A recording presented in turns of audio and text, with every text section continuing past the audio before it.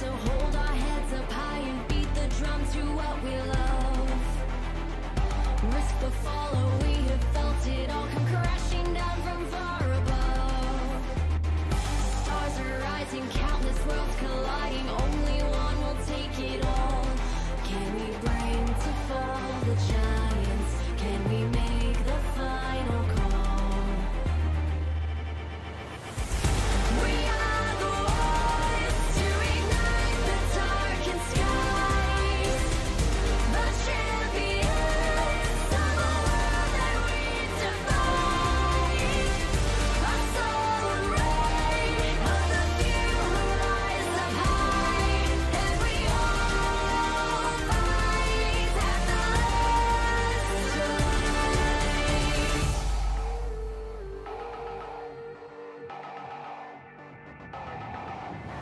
Hearing voices from afar, join the madness when the curtain falls. Risk it all, hold nothing back. Seize the day, we must attack.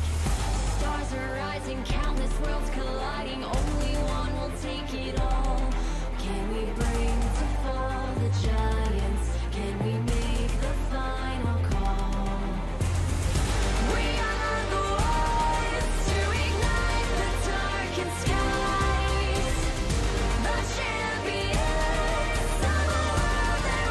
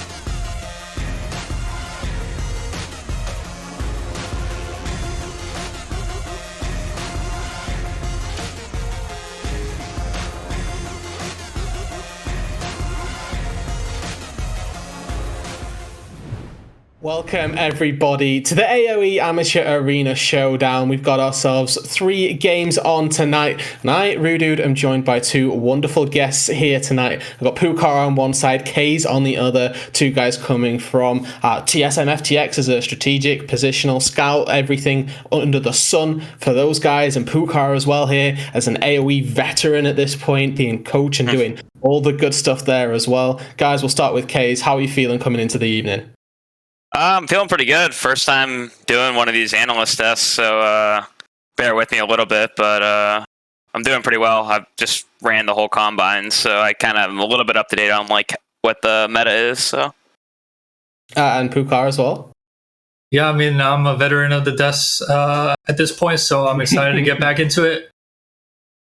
Yeah, and so we'll show or run you down the teams that we've got coming through this evening. We've got Speedo, LeenK, Strompest, CptShrimps, and Breezy on the one side, and then on the other, we've got Cozy, eXyu, CptShrimps, Wixxi, and Fizzy, as you can all see up on screen for you right now. I'm just going to open the floor to you guys. Is there anybody that draws your attention? Anybody that is particularly a standout to you, or is this going to be a wide across the board? Let's just see what goes down. In terms of me, like I'm mainly looking at the support role, and then because I used to work with Fizzy back when he was on TSM Academy a little bit, and then I also have watched Breezy a good amount. And then in terms of the other players, I've heard of like half these players' names, but I'm mainly just also looking at the top lane position because I haven't seen either of these players before. So yeah, I'm interested to see how these 2 mid jungles interact with each other. We've got some interesting styles between them. eXyu and CptShrimps obviously played most of the season together on Cloud9 Amateur, as we actually have started the draft already with the first pick Graves. First pick Graves. I mean, it is a flex pick between jungle, mid, and top right now, so it's like not a bad first pick, especially for blue side, which is a little bit harder to draft. Graves is a pretty strong pick. Something to notice in these drafts is also like the LB ban coming in for blue side is also pretty good. Just LB on red side is pretty hard to beat if you go 3 pick or like 2 pick. So yeah, we see LeBlanc, Lucian, and Lux being targeted at CptShrimps, as well as a Lucian targeted at the bot lane. And on the red side, we see Karthus targeted at LeenK, and then Vex and Yuumi targeted at the respective roles as well, as we see Thresh replied to with Viego on the red side. Yeah, and something also to notice, Fizzy is like mainly a mage player, so I would expect him to probably like try and play some sort of mage, but it's pretty surprising he's actually playing Thresh. But Jinx Braum, pretty good answer into Thresh. So yeah, both of these bot lanes are willing to take some risky picks at certain times, but we see the safe Jinx Braum locked into the Thresh. Aphelios has answered into that bot lane, so we have a pretty solid bot lanes for both sides, neutralizing for blue team and kind of a safe one for a red team as we get into the second phase bans. Yeah, usually blue side wants to like pick their bot lane combo on just 2-3, or at least pick a combo of some sort. So the Graves pick actually kind of leaves them pretty open-ended going into the 4-5 phase. Yeah, Graves combos with the Braum at level 1 pretty decently if they want to get a little tricky in this showdown. As we see Ryze targeted as Strompest banned out by red side. We'll see how the red team rounds out the 4-5. Usually with like Thresh Aphelios, you need to play towards the bot lane. Because Thresh is like one of those champions that can't really engage frontward facing, so you kind of need to have push on the lane. And then you like use your river control. He also can't face check well, so like they should be playing towards the bot lane on the red side team, I would say. Yeah, we see Cozy is the red side's top laner, so I could see him going for something like a Camille Blind on 4 potentially, leaving Speedo potentially able to pick a Gangplank or something like that. Wow, okay, we actually see Camille banned by the red side, so maybe we see something different blinded on 4 here. Yeah, I mean, well, usually they're probably just banning the 4-5, or like they're probably just going to use counter pick on top. I would assume they 4-pick like a mid champion, and they use 5P on top lane. TF is pretty hard to counter once LB, Syndra, Orianna Rise is A all lot of removed. mid bans. So there's like the only answer I would think is like probably like Silas, but even then, like TF is still favored in the lane phase. It's like a pseudo counter, but it's really not a counter. It just can match the roaming ability because it can just steal the ultimate. But Yeah, good call. yeah, Silas, there it is. That's the expected pick. Yeah, I could have seen Strompest go for something more comfortable like a Zir, but Silas is also acceptable here. So we'll just see what they pick for top though. They need to pick a top, or it could be Graves top. That's right. Yeah, we have I would LeenK assume special. it's Graves top. Yeah, I would assume it has to be Graves top here. And then they go jungle pick, but if not, then we'll see. Yep. So Yeah. Kindred is a pocket pick for LeenK, very comfortable on this champion. We have a pretty basic front to back with very high Braum abuse from blue side coming out. We'll see what's kind of strong side TF focused top laner they're going to pick on 5 here. Yeah, they should pick a pretty volatile matchup in top lane. I'm just not really sure what they could pick. Yeah, it has to be something pretty volatile with TF because you can just TF ultimate up. But this comp doesn't really make that much logical sense because you need to now play topside with like a counter pick. But then you also have Aphelios Thresh, which Aphelios Thresh you need to play to the Thresh lane. You can play defensive, but generally with Thresh lanes you want to stay up tempo on control, especially around the bot lane. So they'll have to use their control timings pretty well on like if the jungler paths up, then like on the second respawn camps on bot side. Yeah, I would have liked to see the Graves counter with maybe some sort of like AP magic damage pick that could be function as a weak side.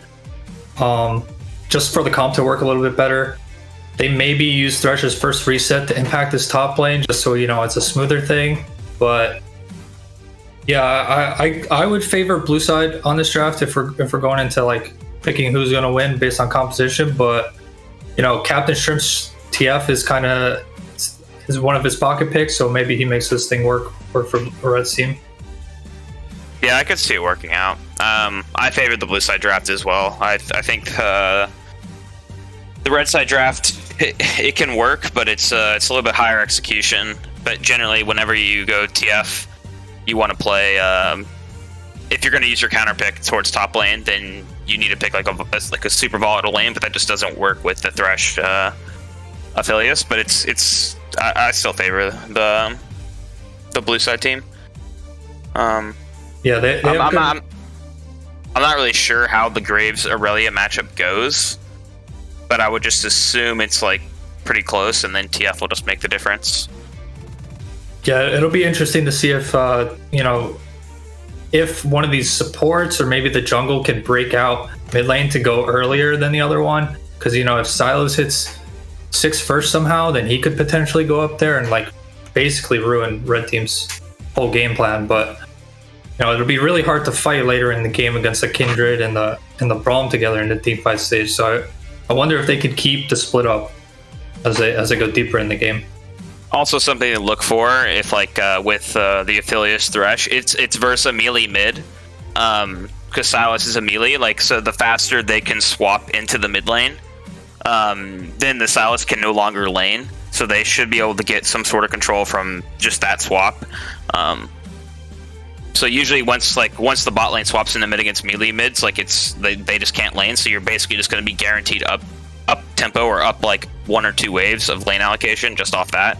So we'll just see how that plays into this as well. It's something to look out for while watching.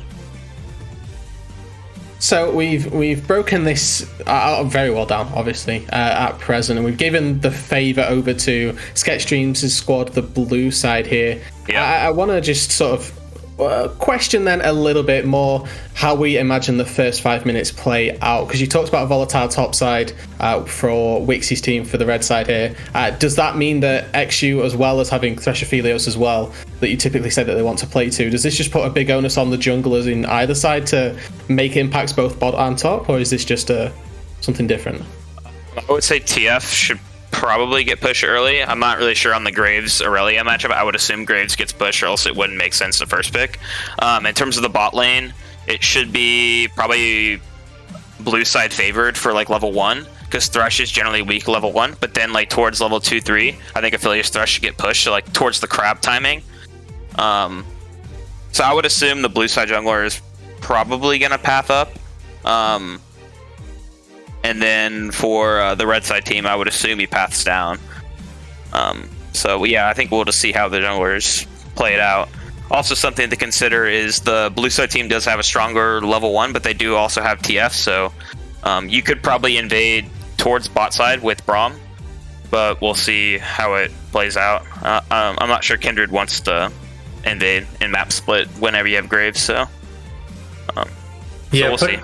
Putting everything together with what Kay said is like, even though we have the Braum, Jinx, Kindred against like the weaker Aphelios Thresh level 1, it's hard to see them splitting the map there, because then the Graves with the ability to push the Aurelia in is kind of in a bad spot. He's like definitely could survive it, but it's definitely not optimal for blue team to function that way. Yeah, so I don't really think there should be an invade, even though they are stronger level 1, just because of this. They need a path towards their pushing lane, even though Jinx and Braum can get pushed level 1, so we'll see what the junglers end up doing. But for the red team, I think they probably win the mid 2v2. I'm pretty sure they do.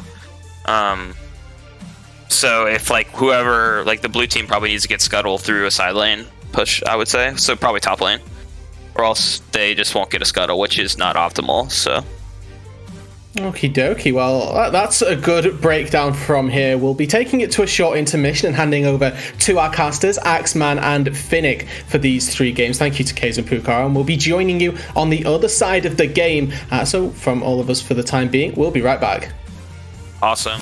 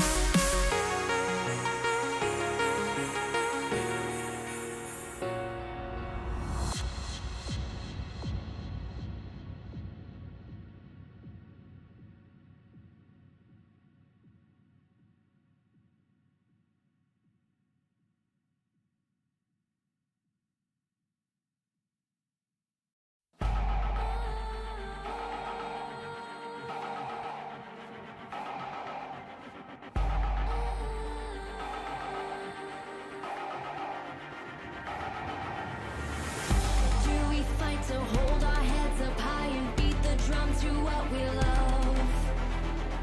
Risk the fall, or we have felt it all come crashing down from far above. Stars are rising, countless worlds colliding. Only one will take it all. Can we bring to fall the giants? Can we make the final call? We are the ones to ignite the darkened skies. The champions of a world that we defy. A soul ray of the few who rise up high.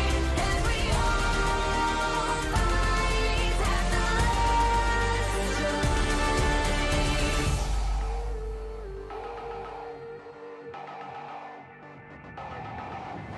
Hearing voices from afar, join the madness when the curtain falls. Risk it all, hold nothing back. Seize the day, we must attack. Stars are rising, countless worlds colliding. Only one will take it all. Can we bring to fall the giants? Can we make the final call? We are the ones to ignite the darkened skies. The champions of a world that we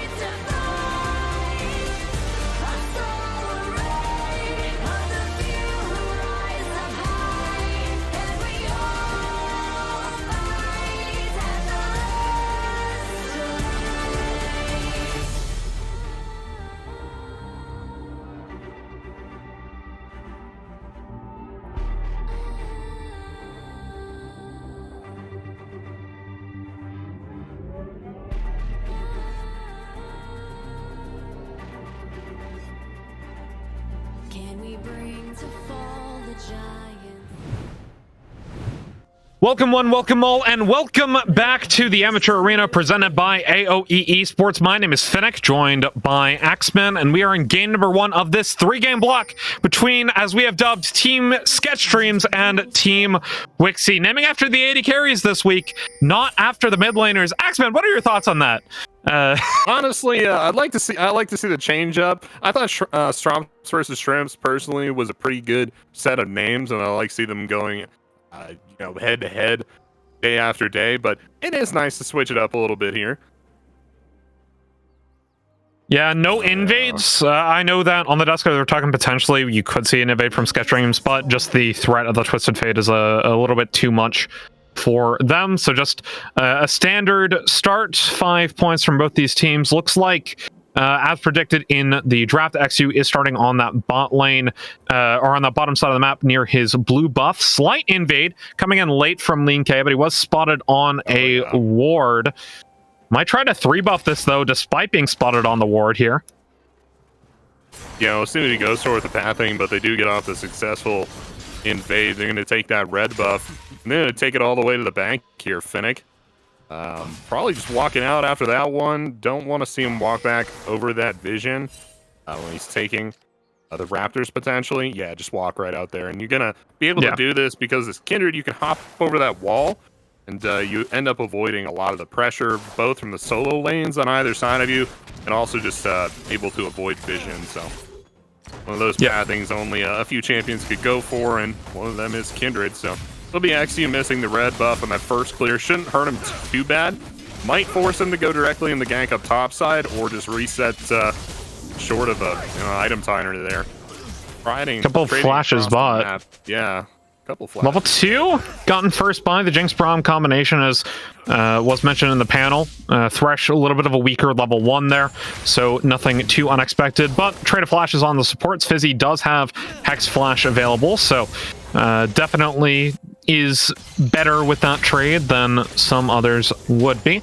First drag in this game is going to be in Infernal, and I was talking in the break with Kaze about which team is actually going to prepare for this first dragon, and he said if Wixxi has placed their cards right, they should be able to get this with the bot lane priority. But LeenK makes his way top side, and with level 2 on Cozy Shroud, it's an easy dive, but LeenK will trade his life for it. But that was an execute. Yeah, good stuff there. You get the execute off, you get the free kill there, and you're off to the races as this Kindred.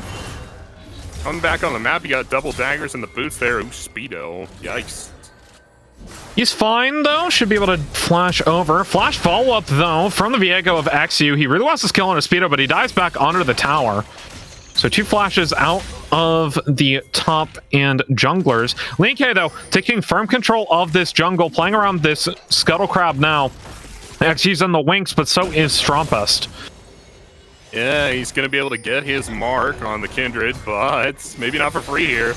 He got stunned up by the gold card, but eXyu goes very low, gets taken down. LeenK, flash follow-up from Shrimp following the ignite, does trade the junglers as he's on to Strompest now. Strompest has to be careful, caught up in a gold card, comes in with the Kingslayer, gets quite a bit of healing with the Abscond, ducked back out of the way. Shrimp forcing a flash out of Strompest, and Flash is gone in the mid lane as well. Fizzy, rooted up by the Chompers, though, gets taken down. Jinx gets the reset. Goes excited, but Wixxi should be able to get out of this one. Flash just to get away from the zap. And they're just going to be just fine on that one. Looking to posture around this dragon now. LeenK has enabled his team to get an enormous amount of pressure here in this early game. They're going to start being able to convert that into objectives. Starts with this dragon. You already see him forcing eXyu off. You got massive bot lane prio. You're about to get mid lane prio too. A Shrimp on the reset, and seems like a free dragon.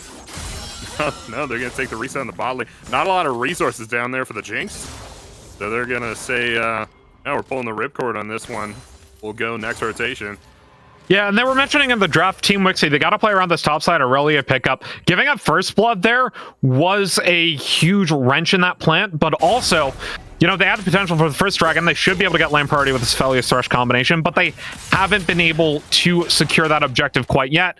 And if the Drake stack for Team CptShrimps, it can be a huge problem, especially when you have such good late game between the Graves, between the Jinx, between the Kindred of this triple ADC comp. Just see it here. I think they are going to end up getting this dragon after all. Kind of dragging Thanks, mid, though. on it. You want to break out Strompest here? Yeah, Shrimps. He gets the gold card, now getting Dove. The Unbreakable does so much damage reduction, but Shrimp barely dies. Whoa! eXyu, though, still taken down on this Viego, not feeling great at the moment. 0-2-1 to the 4-2-0 LeenK with a perfectly executed dive with the aid of Strompest and Breezy. Yeah, Strompest stays up. Double kill for LeenK. Once again, everything coming up just perfectly for this Kindred. He died twice. That'd be the only thing counting against him, but at this rate, I don't think anybody could blame him for that. Doing phenomenally. Got the CS lead, the camp lead over eXyu. 4-2-0 the kill score. He's got tier 2 boots. He's got the Noon Quiver. Finnick, freaking phenomenal what he's doing right now in this champion. Yeah, and I'll start with a level 1 invade. This was something that was mentioned as a potential possibility on the desk, and they made it happen. Despite actually being spotted on that invade, he was able to steal that red buff away, and with that, created this gigantic lead now. 35 to 32 CS doesn't seem like a lot, but he's 1,300 gold up on eXyu. Is LeenK's Kindred right now. Really like to see it there. Both sides again just posturing around this dragon.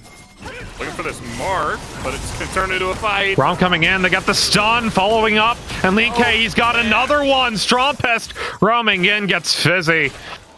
And they will move on to this Drake finally. 7:30 for the Drake start, a little bit later than perhaps we're used to here in North America. Typically around that 6.5, 7 minute mark is when we normally see it, but actually move off of it. They think they find eXyu with Breezy with a concussive blows. eXyu smites 4 health. They're back out. It's gonna be an 11-minute first dragon, I'm telling you right now. But yeah, No. once again, LeenK, No you talk CB about lol win first dragons, condition. please. Yeah, no CB lol first dragons. You talk about win condition. LeenK 5-2-1. That seems like a good enough win condition for me. Guy's just turbo fed. 4 men bot side. Breezy flashing over onto Fizzy. The Aphelios trying to get the damage in. Under tower goes the Kindred. And Shrimp, he's TP'd in. He gets a kill, but it's still traded for both the spot laners. The Strompest running away, taken down by eXyu. That's a reset. 2 for 2 thus far. Mid and support for AD carry and support. LeenK just trying to protect his bounty at that point, but I think if he didn't have to, he might go for additional kills there, so it'd be a good mechanic to add. He's just gonna solo the drag. Oh, this is sick. Did you get the shot of it, like him just bursting it down? That's crazy, man. Yeah, that's wild. Solos that out so quickly. He takes a reset. Should have mythic item off this back, I would imagine. Yeah, 1,600 gold in his back pocket. We'll see what it goes. He actually only grabs a Vamp Scepter, so building towards that Immortal Shield Bow. Speedo has Breezy make his way top side. Comes in with a stand behind me. Cozy Shroud Flash. Follow up from Speedo. And an easy kill, but the Viego is up here alongside Vizzy. eXyu gets a stun on to Breezy, and they bring in Wixxi around, get the Moonlight Vigil. Breezy goes down, reset on eXyu, Death Sentence lands, and it will be traded 2 for 2 in the top lane, with another kill going on to Wixxi, his first of the game. Yeah, much needed injection of gold into Team Wixxi there. A nice rotation here from the red team. Fortunately for them, LeenK is in the area looking for that triple kill, looking for this Rift Herald Finnick. We'll see if he goes for the challenge. Strompest around, LeenK over the wall, getting damage on to Fizzy, as well as Wixxi on the Aphelios. Fizzy goes down to half health, gets a flyaway with a flash, follow-up from Strompest, uses the stolen box, but they aren't able to complete the kills on eXyu and Fizzy. LeenK, though, getting zoned out by Wixxi, as Fizzy tries to make a death sentence land. He won't. eXyu down to 150 health, though. LeenK dashing forward, Strompest on the side, gets the abscond abduct, Summoner heal blown from My Dream Axe. Wixxi, also known as Wixxi. He's able to get back under the tower in time, though, but the super mega death rocket from CptShrimps is enough, and here comes the go button. Breezy tanks up the tower. LeenK picks up the kill. Now 7, 2, and 3 on the Kindred. Oh, this is just beautiful play so far from Team CptShrimps. The rocket from downtown. The perfect dive executed, what, 6 or 7 times now, Finnick? This is a wild game, and this team is playing to the absolute nines right now. CptShrimps just running it down mid. Because you know what? Bot lane's already over. You might as well. Crazy game, Finnick. What's happening? You don't give LeenK comfort, apparently? Yeah, don't give him Kindred. Nah. Got the Immortal Shield Bow completed now. 900 gold on his head if he goes down, but Axman, it's a 4,500 gold lead at the 11-minute mark. Yeah, that's really something.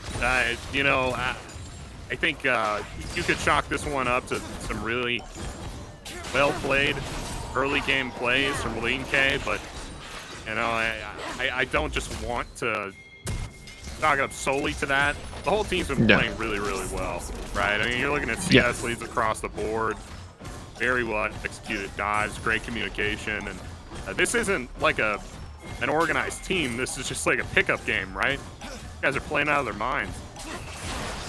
Busy. Can't find LeenK. Does have the Viego as his mark. Moving forward, but he's in a 1v3 if eXyu makes his presence known.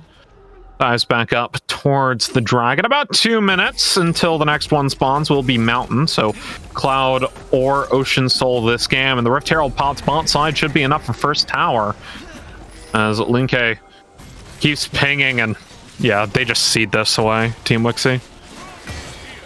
What I love most about LeenK's performance this far, and is so important with Kindred, is just the map control.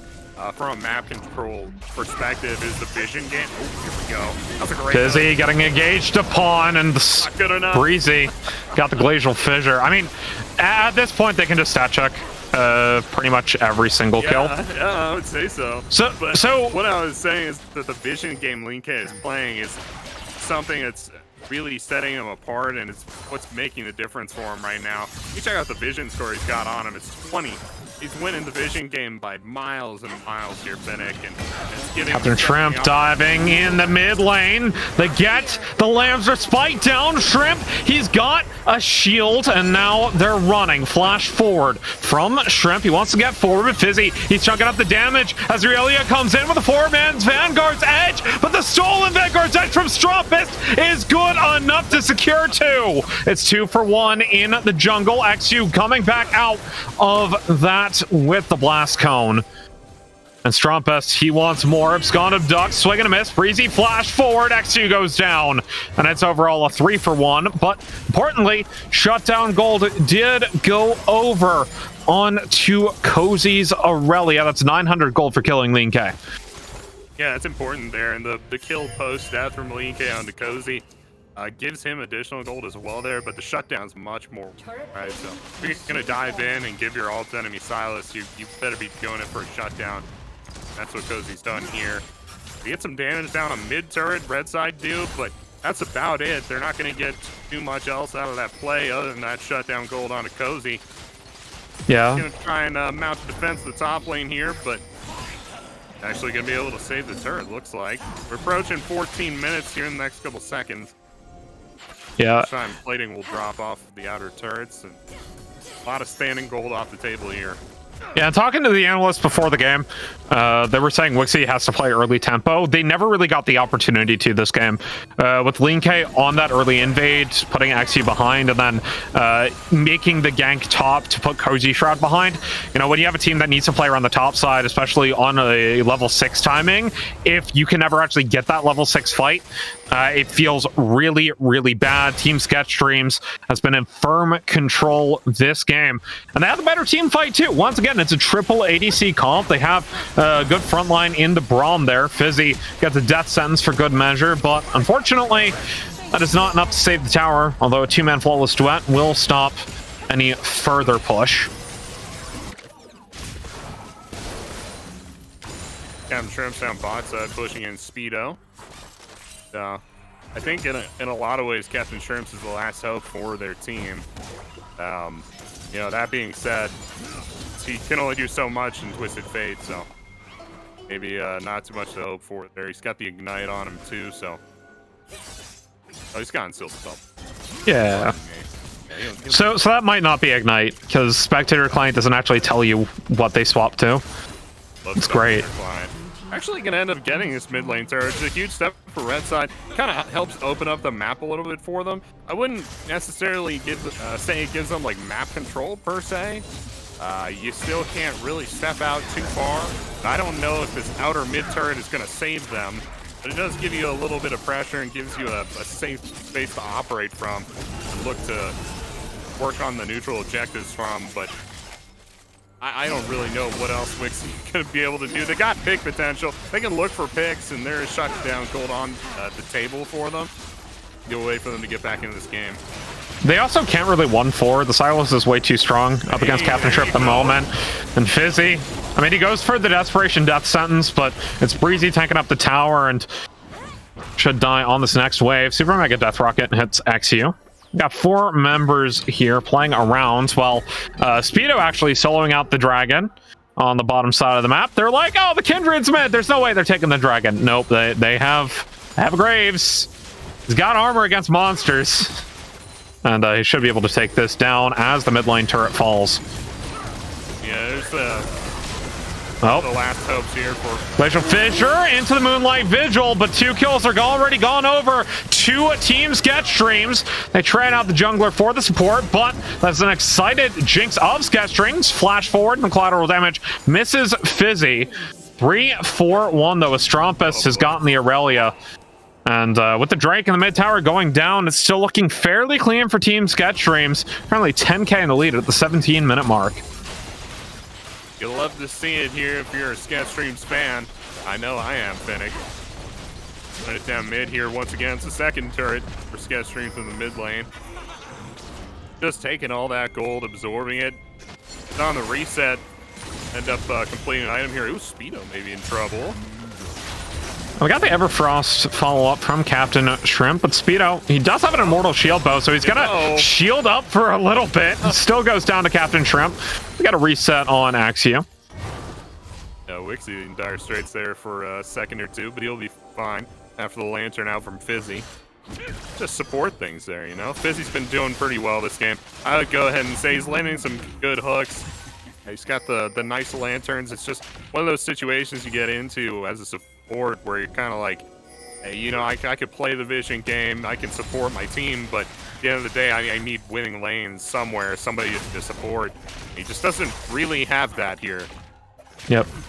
And they lost the volatile matchup, and bot lane did not go particularly well for them either. They're gonna dive Strompest, who has stolen a Destiny, but he still will go down here after going golden. eXyu flashes to get away from the tower. Strompest heals up with the Kingslayer. Finally gets taken down, but he trades the support for it. That's a nice bit of fancy footwork from Strompest. Yeah, good footwork there. Shrimps just narrowly making it out, but Super Mega Death Rocket though. A little bit of no, not like this. Oh, and you don't recall in place when there's a Jinx in the game. Rule number 1.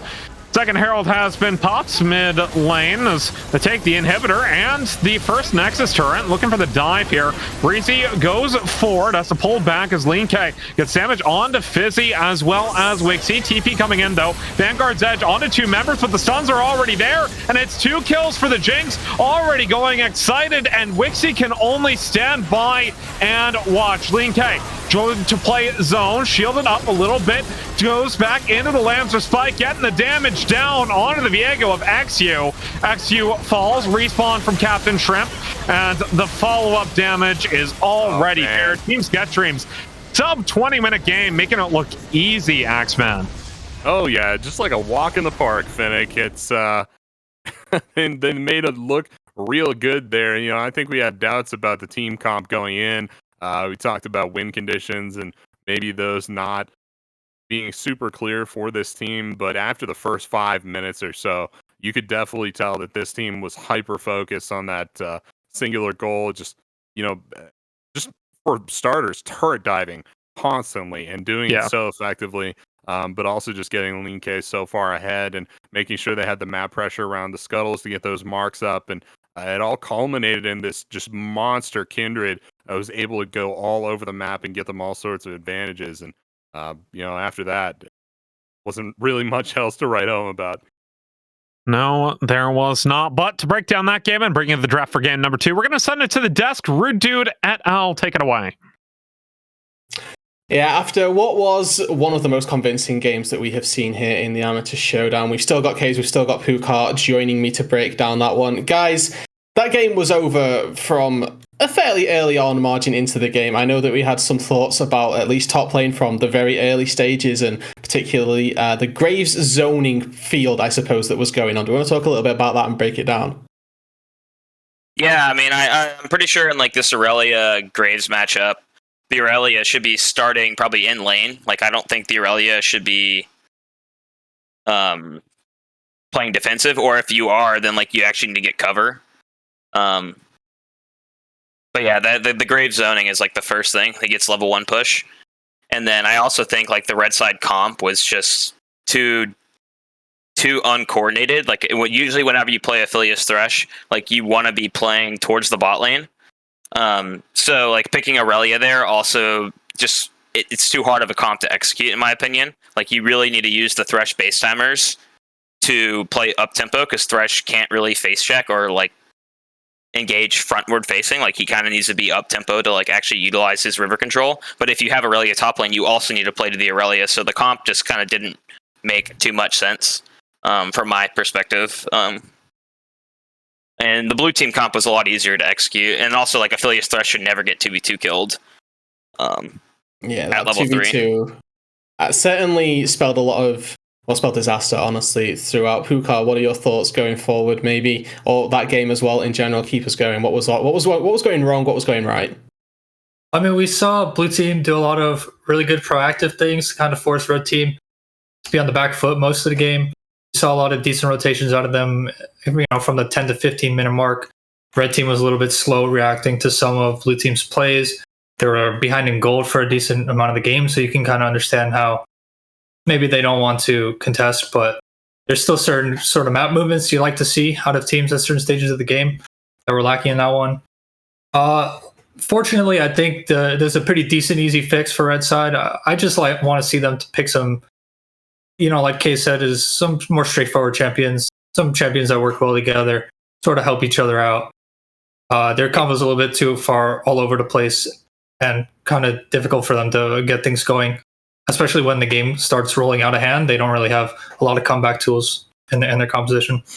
Yeah, I think one thing they could have mainly for the jungler on the red side team to change moving into next game is like usually whenever you're down tempo in the game, you need to like actually defend because you can't trade as fast as the enemy team.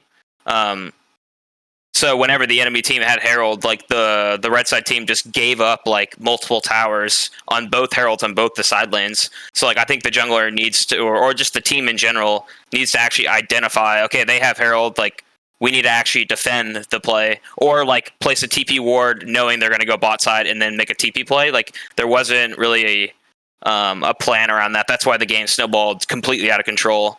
There was that one failed dive mid lane, which that should be executed way better.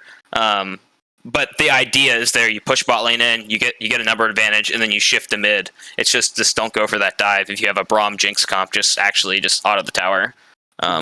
But we were saying that it was all very well and good having that big gold lead. It was an opportunity for them to have thrown on that double turret dive in the mid lane if it had have gone particularly pear-shaped. Turns out that they were able to smack them with their wallets for enough to keep them at least stable and even I think come out on top of that fight. Going forward though, because we still do have 2 games here, what do we want to see from the Pukar? You talked about just picking champions that go well with one another. Is there anything else that they can do, or is it just we'll pick 5 champions that work and see if it gets better?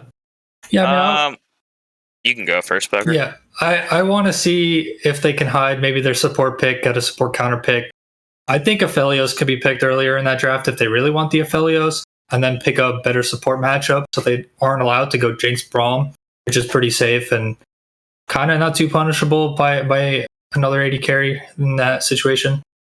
And then like from there, it's just picking, like once you have committed to the first 3 picks, just you have to commit the rest of your draft to match that. And they kind of split a little bit too much. So if they had picked like something like the Malphite or an Ornn on 4 there, and then gave mid true counter pick, then maybe that comp would have worked better. They also could have just picked a more, magic damage weak side 5 pick and then played TF towards bottom. Like that, I think that wouldn't have been as great, but it could have gone a little bit better. So at least they have like a single cohesive win condition instead of spreading them too thin.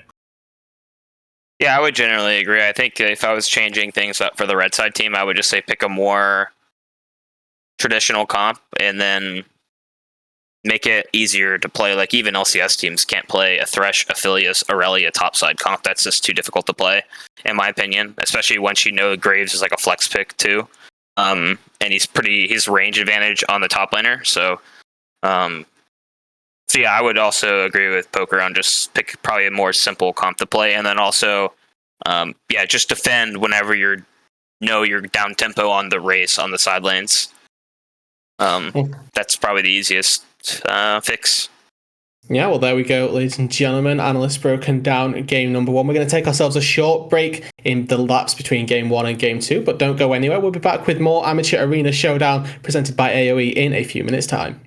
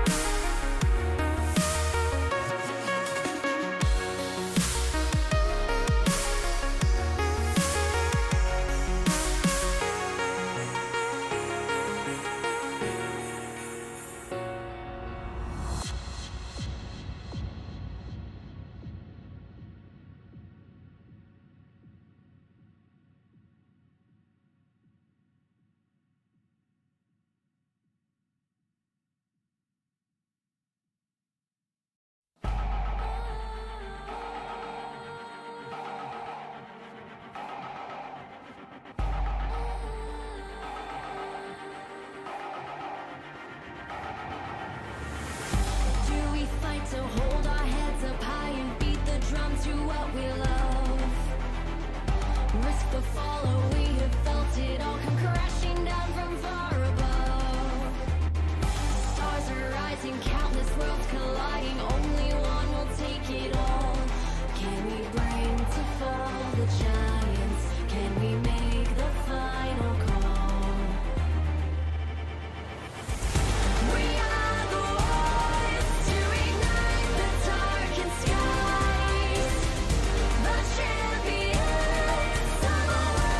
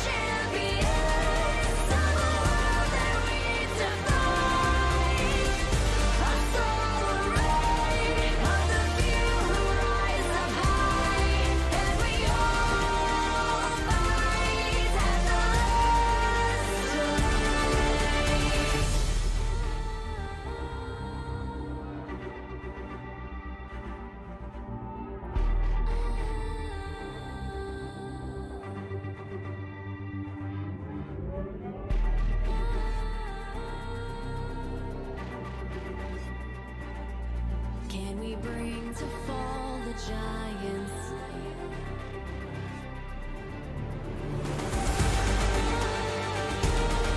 Can we bring to fall the giants? Can we bring to fall the giants? Can we bring to fall the giants?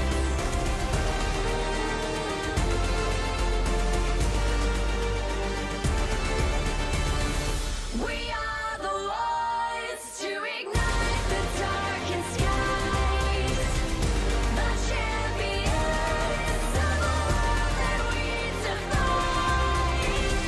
A solar ray of the few who rise up high, and we all fight at the last light.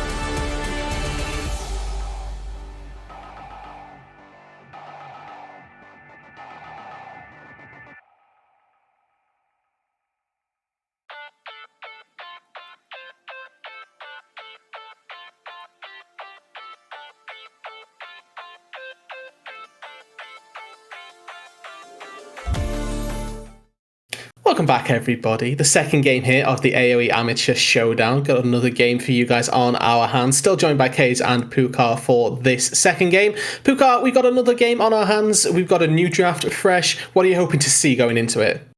Yeah, I just want to see Wixxi's team give themselves a chance to show kind of their strength of their team in general as players, because they didn't do themselves a great favor in that first game. As we start the draft, I want to see if Wixxi's team is willing to first pick the Graves, or if they think they have an alternate answer it. Because the Graves was a big part of why that game got snowballing pretty hard. As we see them ban Vex first.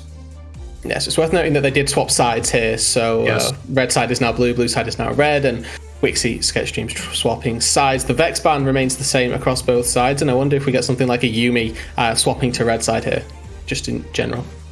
Yeah, I would also agree. In terms of like the adaptions that I think the former red side team, now blue side team, should make is just probably just make it easier to play draft, or have like a suitable answer into the Graves. I don't think you can give Graves over to the red side, so I would suggest a first pick of it, or just ban it outright if your players can't flex it between all the roles, because giving over like a triple flex to red side is like pretty dangerous in terms of like how you can actually execute the 4-5 on blue side. So yeah, so it has to be Graves first pick, or else it just doesn't make any sense.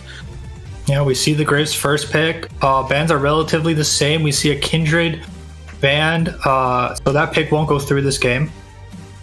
And red team should probably look for a strong bot lane and maybe an answer to the Graves pick early in the draft. Yeah, I would tend to go. Oh, LeBlanc is open. I'm not sure how strong Lee Sin is anymore, but you can pick like a combo mid jungle Lee Sin, top. LeBlanc, something like that. Yeah, something like a combination here. But we'll see. They picked I think Misfortune is locked in. Slips Yeah, through the we'll- last draft. Yeah, we'll see what they combo with MF. MF generally gets push early, so we'll see. I would probably take the LeBlanc myself if I was drafting here. Most likely the blue side team should respond with Rise, but or TF. We'll see what they pick. Yeah, the Twisted Fates right in CptShrimps' wheelhouse.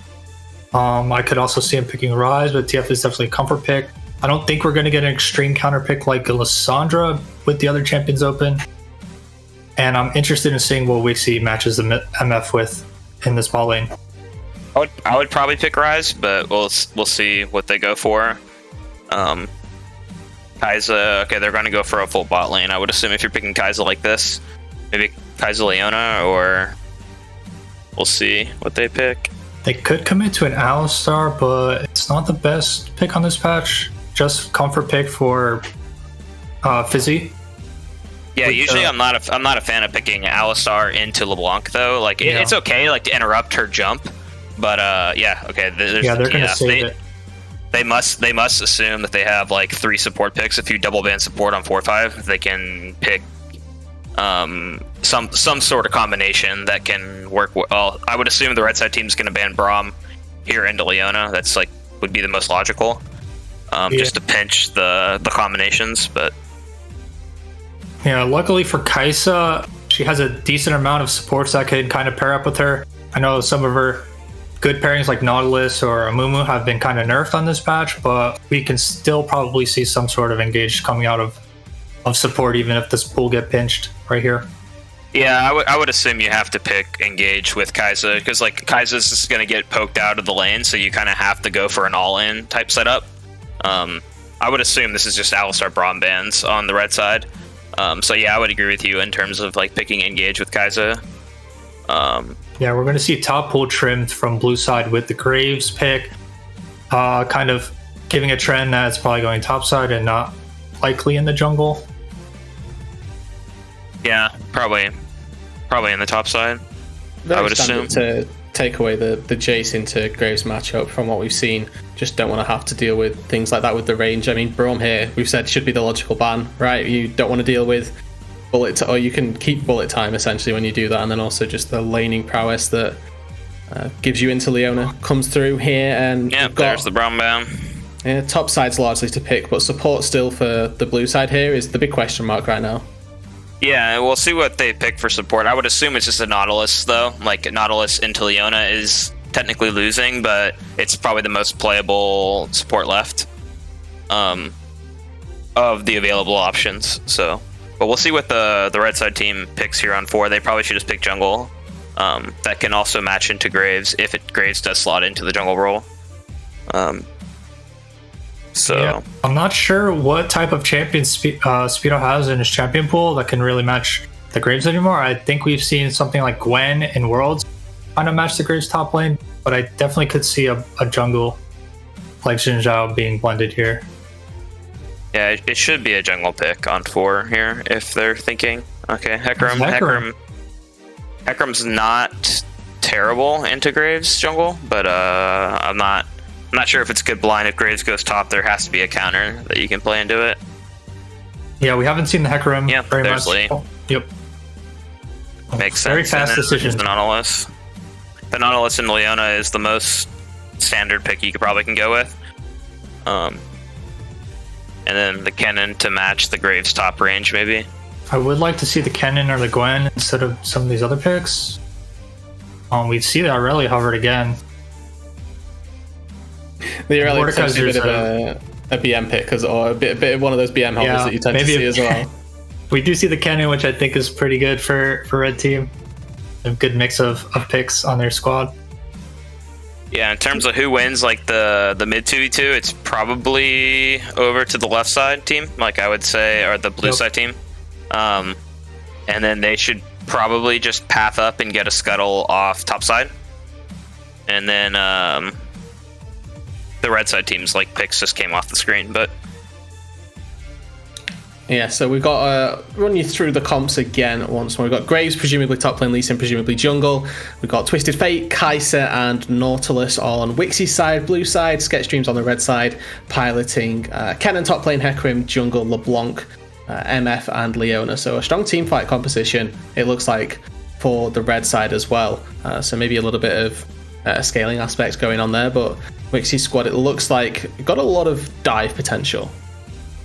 Yeah, we see both teams sort of trending towards similar compositions as last game, with the Twisted Fate sort of being the key component of their composition. But I think they've supported the Twisted Fate a little bit better with some of their other picks opposed to last game. They have a lot more ability to play on the side lanes with Kaisa, Nautilus, Graves, and then Lee Sin can break out this mid 2v2 to enable the rest of the map early game. yeah, I would agree with you. I would say, like, if I was the red side team, I would be most likely pathing down, then have Kennen.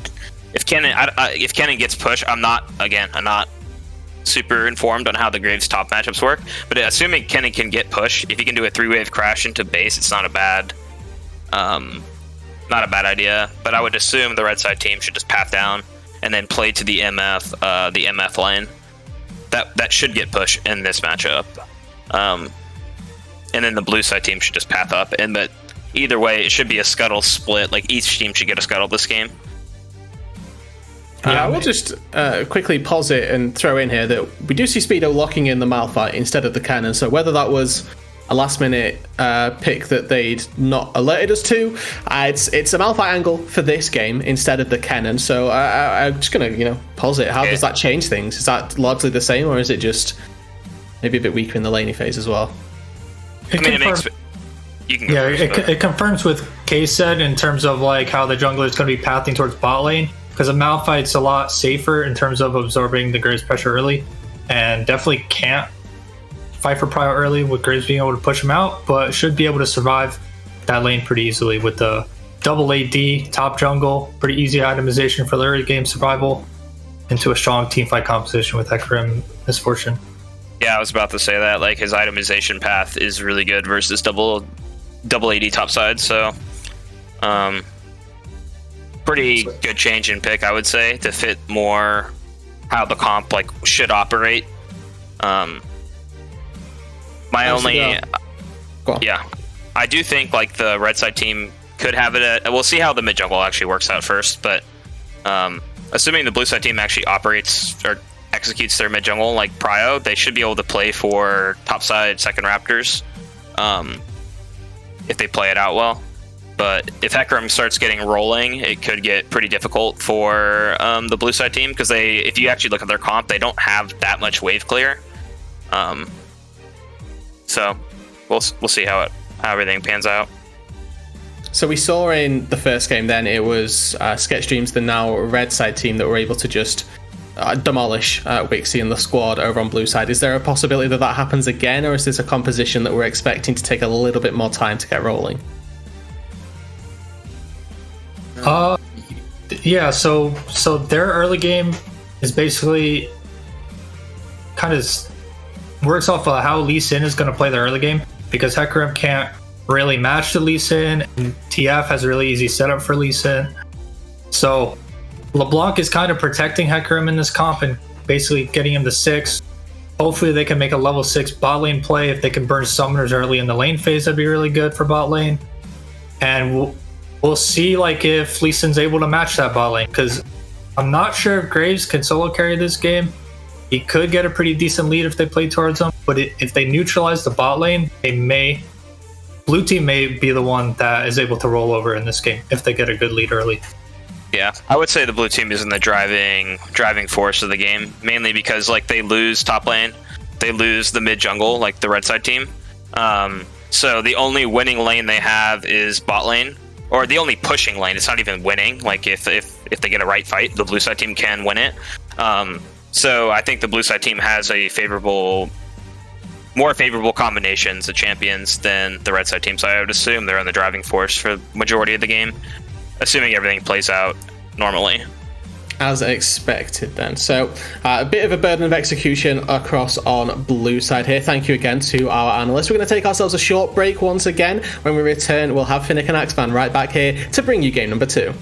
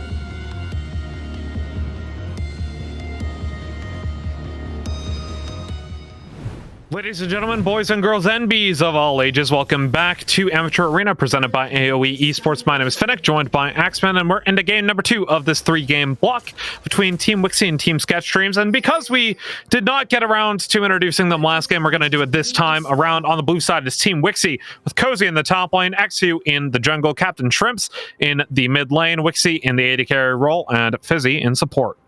And on the red side, it's Team CptShrimps, baby. Speedo up top lane on the Malphite. LeenK in the jungle position. In the mid lane, it's Strompest.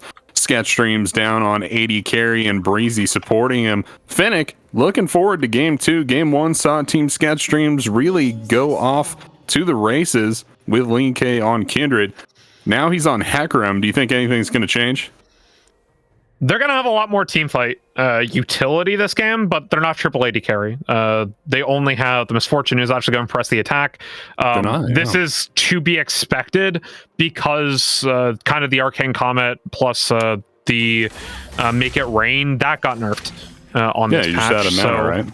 Yeah, does not have enough mana to really spam that Make It Rain in lane the same way that the Arcane Comet build really required. So going back to the PTA, we'll probably see crit perhaps instead of lethality, but we could see lethality still. Although, you know, typically lethality is based on ability focused builds, and then PTA is, you know, can be either. So yeah, full agreement with you on that one. Up top side, Speedo's got Unsealed Spellbook, and it's pretty interesting. I think I've seen that on Malphite too often. Yeah, I mean, so me being not a particularly good League of Legends player, but someone who watches a lot of competitive 5v5 at all levels. Generally, when I see a Malphite, I'm like, okay, Arcane Comet in most situations, because it helps you trade, and importantly, it gives you mana flow band. But, and this is key here, when you go Unsealed Spellbook, it means that you're comfortable using Unsealed Spellbook, and then it doesn't matter as much about the Arcane Comet. Actually coming bot solo, they got the flash root onto Breezy, who is ignited up. Flash follow-up as eXyu dives back in. Breezy goes down low, and First Blood goes over to Lee Sin, but LeenK is here. Gets a knockback on eXyu, and gets the kill, and now Fizzy, he's down to 100 health. As the AD carries duke it out under the tower, the Kai'Sa picks up a kill, but trades it back around. Jeez. 2-4-3 in the bot side. Team CptShrimps coming out on top. Yeah, critically there, LeenK picking up 2 of those kills and getting the assist on the 3rd as well. Going even in CS with eXyu means he's way out on top. Taking the reset after the scuttle, maybe just finishing off the camps for a full clear. Now going for the reset. He's going to spend all that gold. Gold in hand right now, 1,200, so a nice chunk of change to start the game off here on this Hecarim. Oh, just straight into tier 2 boots. Disgusting. Yep. And it's Predator Hecarim too. So this is going to be one fast pony. As mid lane, it's just been a little bit of trading, you know, TF LeBlanc. I've seen this one a couple times, perhaps at Worlds. Yeah. Oh yeah, Zenith Blade in. With the Zenith Blade, TP coming in, though, from CptShrimps as he makes his way in with the gold card, gets it onto LeenK, but already the support is down. CptShrimps has to flash away. So does Wixxi, but the follow-up with the Zenith Blade is here, and CptShrimps gets the kill for LeenK, who takes up the tower shot, barely able to survive, but CptShrimps finishes him off with the Make It Rain. Or not Make It Rain, excuse me, with just an auto attack. Make It Rain was on the side of Team CptShrimps. Yeah, CptShrimps very low health now. Has to be careful. CptShrimps could look for that kill. He's going to back off, take the reset here with Breezy. And a nice injection of gold there again into CptShrimps, and another kill down there for LeenK. This time at a greater cost, but I don't know if it's going to matter, right? I mean, it just seems like they're pulling further and further ahead. Even though they're only a couple hundred gold in the lead, you can take a look at the overall gold lead there. A lot of that ground is being made up by Cozy Shroud right now, up top side, and being made up just by the CS difference from eXyu here into LeenK. As eXyu did not go for that long protracted secondary gank there. He just kind of perma-cleared and was able to make up a lot of that gold. Indeed, but he still is down 2 kills and an assist. It's only about 300 gold difference, not a whole Look at lot. the vision. And Speedo topside on the Malphite. Losing out on these trades, which is what happens when you don't take Arcane Comment in this lane. But once again, you're taking Spellbook because you think you don't need Arcane Comment, and because you think that you're better with the Spellbook than the extra utility that brings you. So you're not going to trade as well on this Malphite at the moment. Hey, you're not kidding. He's really losing those trains. That doesn't look too fun, taking the reset, teleporting back in there with a Bramble Vest and additional cloth armor. So a little bit better maybe on these trades, able to withstand the onslaught from Graves a little bit better. But yeah, definitely at a disadvantage here in this lane. Busy with the hook. Bridge line on to Breezy. eXyu's making his way in for the lane gank. They have both of these bushes warded. So eXyu should be unspotted here. Maybe looks towards Breezy. Does not have the kick to get the dredge line on to Breezy, and the immediate follow-up from eXyu. Fizzy ends up getting the kill there. The Ignite was you, but LeenK's here with the Predator. Get the knockback onto the support, but the TP's coming in from Shroud in the meantime. Strompest is around Cozy, going back in, gets the near side onto LeenK, but is in trouble from Strompest, who gets the kill with the double distortion over to his AD carry, but the dive from eXyu picks up the misfortune as LeenK has to run away. They get the kick onto Strompest. Strompest taken down. So is LeenK, and it's 3-4-1 in the bot side. Team Wixxi coming out on top. That was a close one there in the back end. Finally, CptShrimps taking a losing fight. Well played there by Wixxi, Team Wixxi, to get the teleports down, get the rotations, made sure they had the numbers advantage that time with the lane gank, and it comes down again to the vision game. 2 control wards there in the side bushes, allowing eXyu to sneak up the lane and get a really solid engage onto Breezy. Really made sure they one-shot him.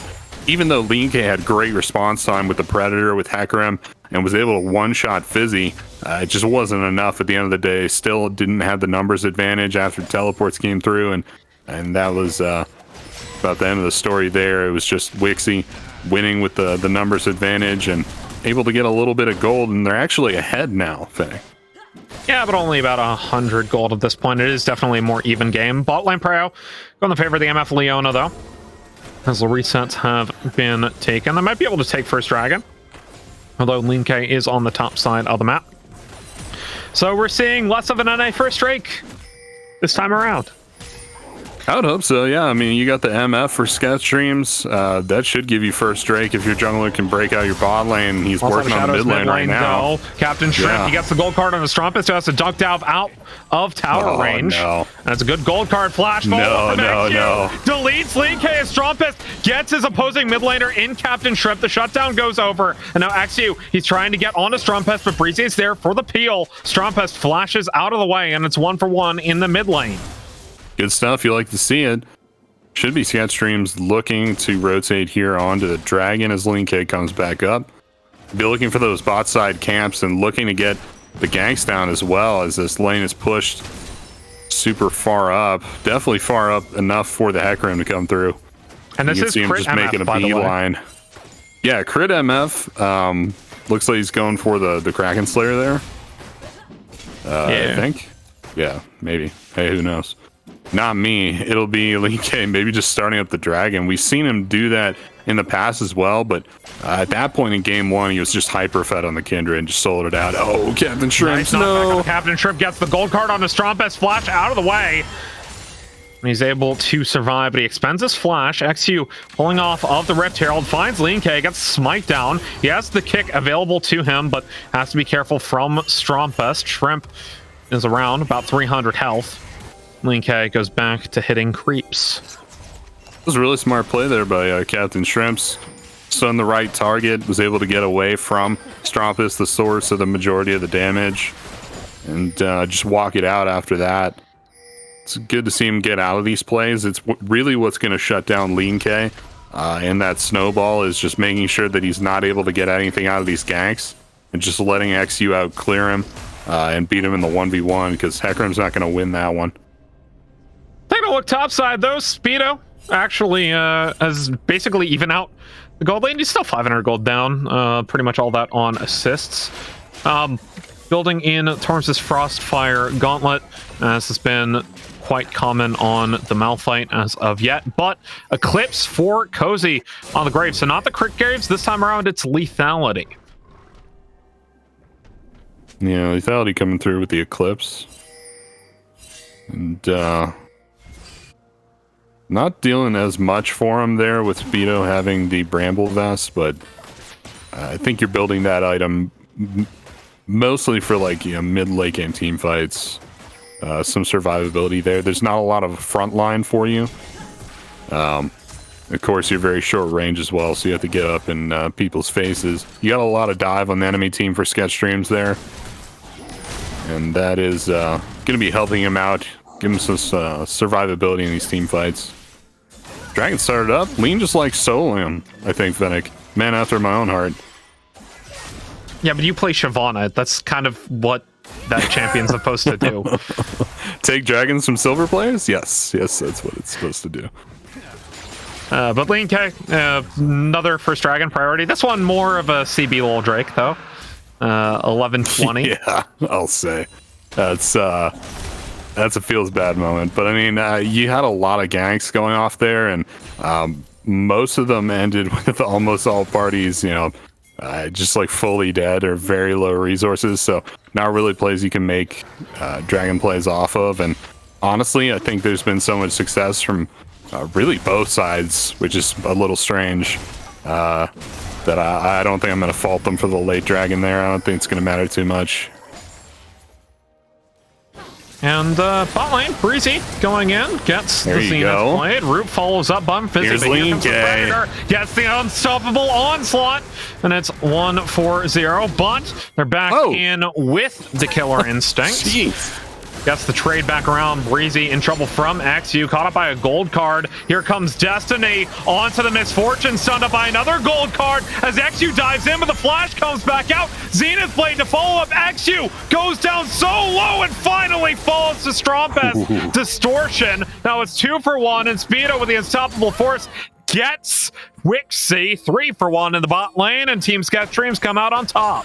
CptShrimps dodging that fan from CptShrimps there. They almost looked a little lucky, but he deftly dodges to the right there and is able to avoid the card and stays alive, getting the kill down to eXyu and eventually getting the kill on the CptShrimps himself. Great play there from CptShrimps. Just the movement on the MF is really what you're looking for here. And 5-2-4 now on the MF. They got drag control, they got map control.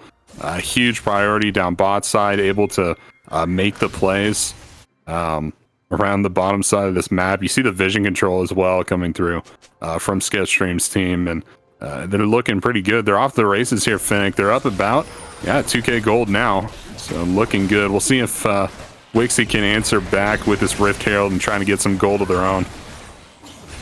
Speedo's mid with Breezy. They don't have a lot of wave clear between the two of them, but here comes LeenK charging back in as the Rift Herald charges down the tower. Let's clear that one. CptShrimps is in the area though, sees eXyu on the buff, tries to steal it away with the Q as the dredge line is a swing and a miss. It's just a little bit of that map control, that priority we were talking about. Bot lane able to roam up and really shut down that Rift Herald push. They got some plating gold off of it. That was about it. They're not going to break open this turret pre-14, so a lot of standing gold taken off the table for them. You could say the same about this red side though. Not a lot of plates broken down pre-14, so a lot of that gold left up, and it makes for a pretty close game here, Finnick. And this one might go the distance, might be a longer game, and we might actually get to see a Dragon Soul, even though we got that late first dragon. But I mean, Team CptShrimps, they have such good team fight. Malphite, Hecarim, Misfortune, Leona. Just such a strong combination of team fighting heroes. Meanwhile, Team Wixxi, you know, CptShrimps actually getting off the ground this game, but he still is about 1,300 down on Strompest and might not be able to take control of a side lane the way that you really want on the Twisted Fate. We'll see how that one plays out. He has rotated down towards the bot lane, but he has some support here. As they set up for what might be an early 1-3-1, Cozy staying up top side. You have recalling though. No, he continues pushing. Whew, close one there for Strompest. Dodges the dredge line. Actually going to engage here with the Nautilus for a little bit before backing off. Yeah. It's going to rotate down to the bot side, match CptShrimps here in the side lane. It's a dangerous place for Strompest on LeBlanc to be, right? It's exactly where you want your LeBlanc, is in that side lane, scaling up, threatening across the map. Yep. Does not have TP though, and CptShrimp does have Destiny. Gets a nice gold card Everfrost combo, plus the additional damage of the tower. Takes Strompest down to 150 health. I was a little bit greedy, but here comes the Destiny. He wants to get the follow-up on the gold card, but the double distortion gets away for Strompest. LeenK looks for a dive mid lane, decides against it. Yeah, you don't want to eat the gold card under turret. Feels pretty bad. But yeah, double distortion, he's out of there. He's got the escape tools. Part of the reason why you like LeBlanc in the side lane so much is that even if things just go sideways and you have to get out of there, nobody escapes quite as well as LeBlanc does.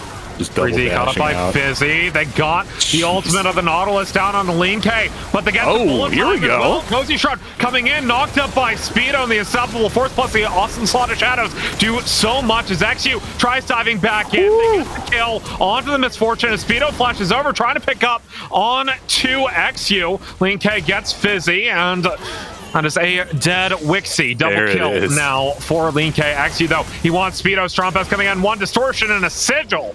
5-4-2. And Team CptShrimps come out on top. They'll take their second dragon of the game.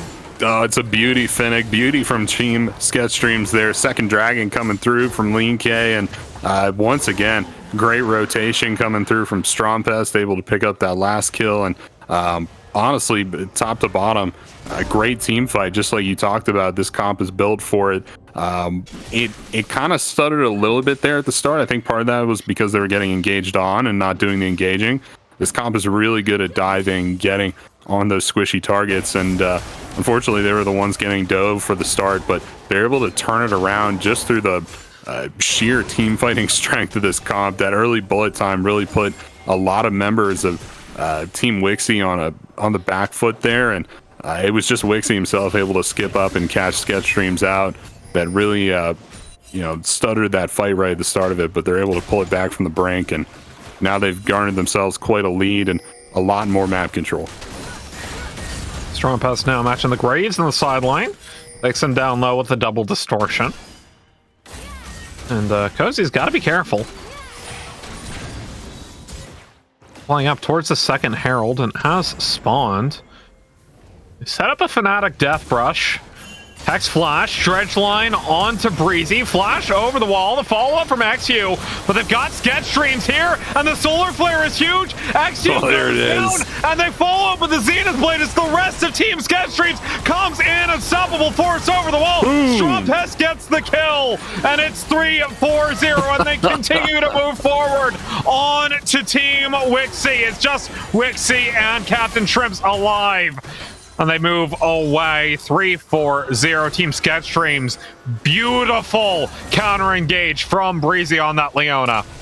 Yeah, fantastic. The ult forward from Speedo as well. Just really hammering home this team fight for Team CptShrimps. They're going to take the camps. They're going to rotate back on the Rift Herald, and they're taking everything from Team Wixxi right now. Everything but the kitchen sink here, Finnick. That's what they got at this rate, but after this reset, they're going to get a whole lot more items. We might even see Strompest. I don't think he's reset yet. Might look for the Magi Soul Stealer after that one. He's already got the Dark Seal fully stacked up, and I would pull the trigger on that if I were him, but we'll see what he does here, Finnick. Oh boy, Destiny forward. Destiny. He gets the combination with the Everfrost. eXyu is here, gets the knockup. Wow. Strompest. There you go. Taken down. Nice use of the kick. So maybe not the Soul Stealer. I mean, you could go Magi's, perhaps. No. Sure, yeah. Breezy catches up Fizzy here. I'll use the Solar Flare, ultimate. the Misfortune around of CptShrimps, but here comes the hacker of CptShrimps with the kill, but the Predator follow-up on the CptShrimp is a little bit too light.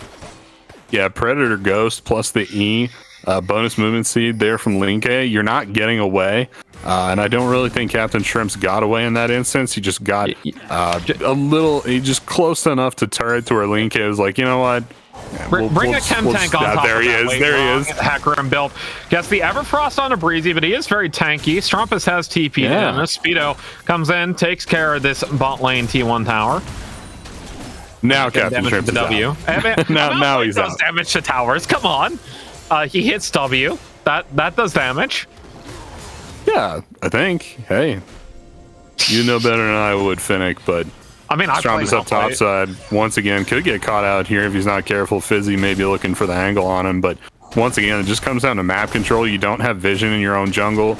You don't have turrets to run to, so you have to play careful there. And you have to play safely. That's Search line on a Breezy though. LeenK in the wings goes to up, gets stunned by the gold card.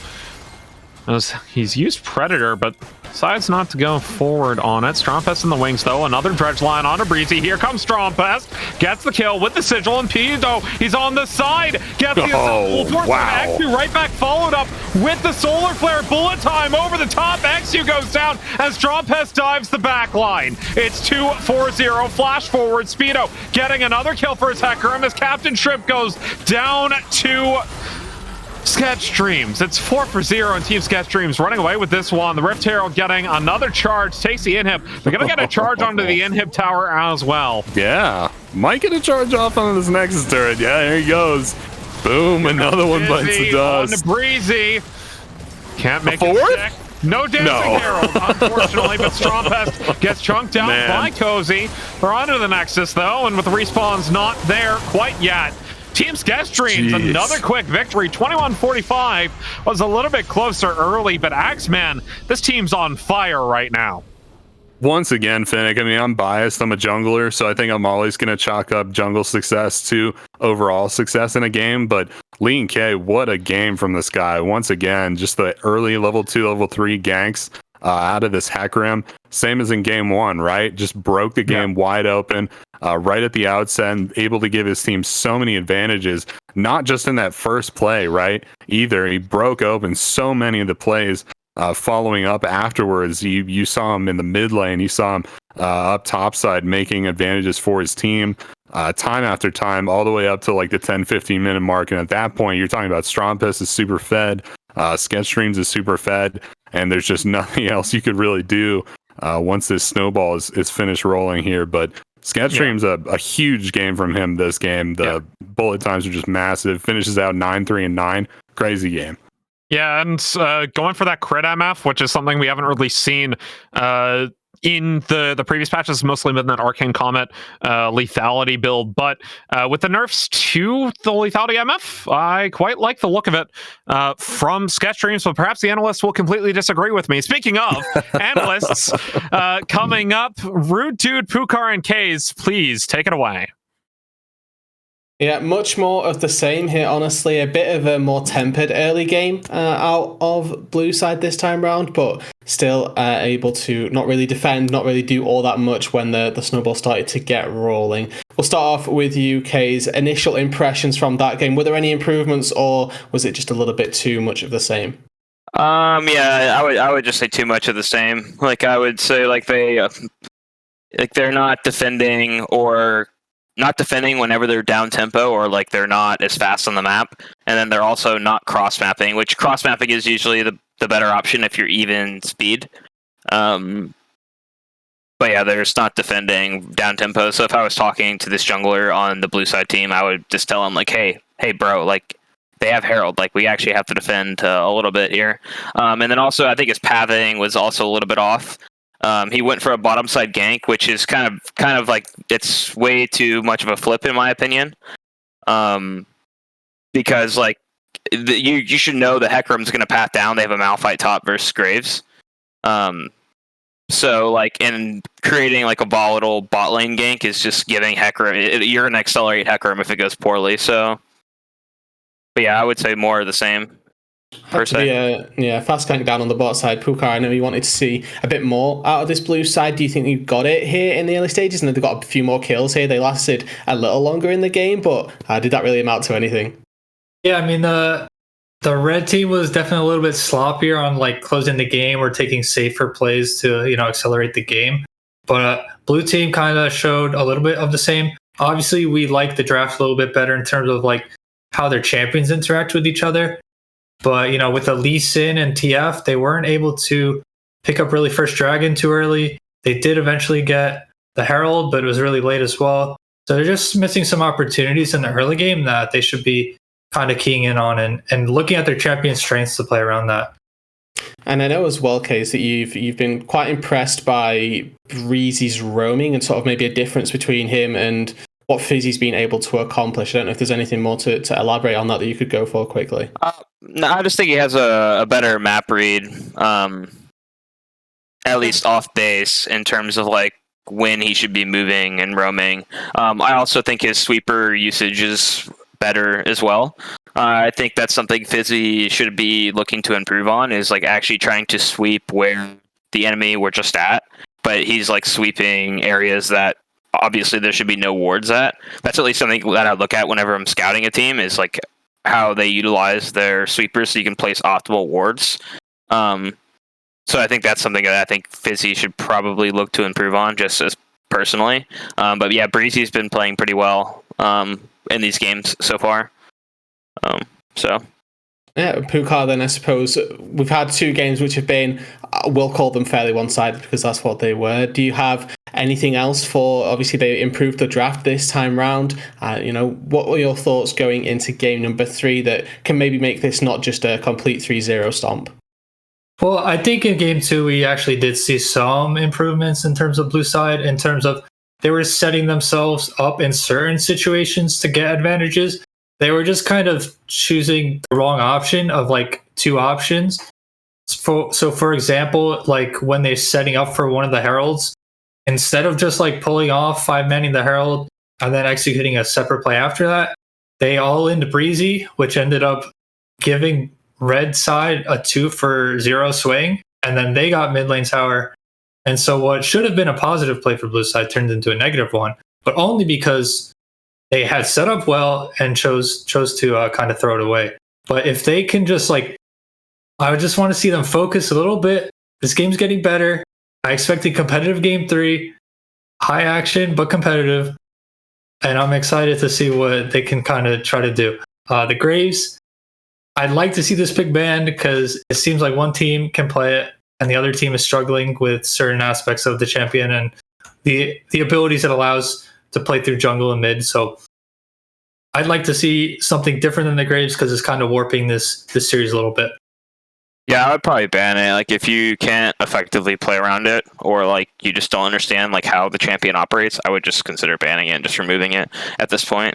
They should obviously just be pathing to top and not doing 3 camp into bot side gank into a hack room.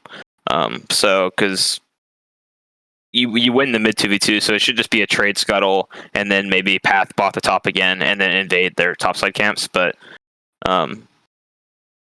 they're just not effectively playing around it, so I would recommend also banning it if I was them, or if I was coaching the team, just to remove it.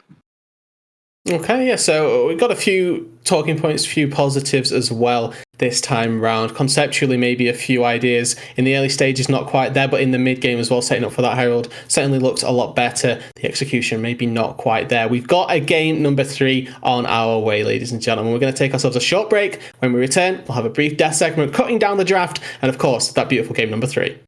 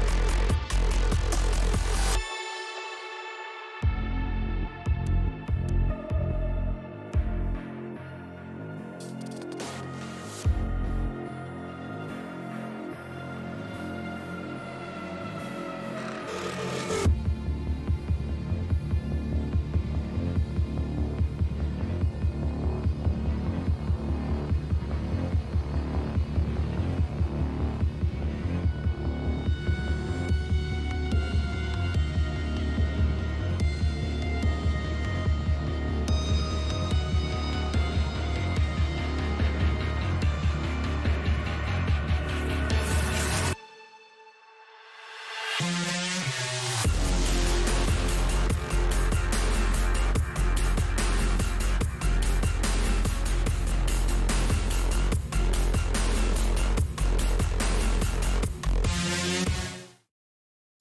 welcome back, everybody. The AoE Amateur Arena game number 3 of the day. The final one that we'll get to share with you. We're going to have a draft coming up in a few seconds' time. Now, guys, we've talked about the Graves. We've said we want it to be banned. But I want to know a little bit more maybe about this Twisted Fate, because we've talked about it in how they're setting up on CptShrimps' side. But Pukar, I'll come to you first.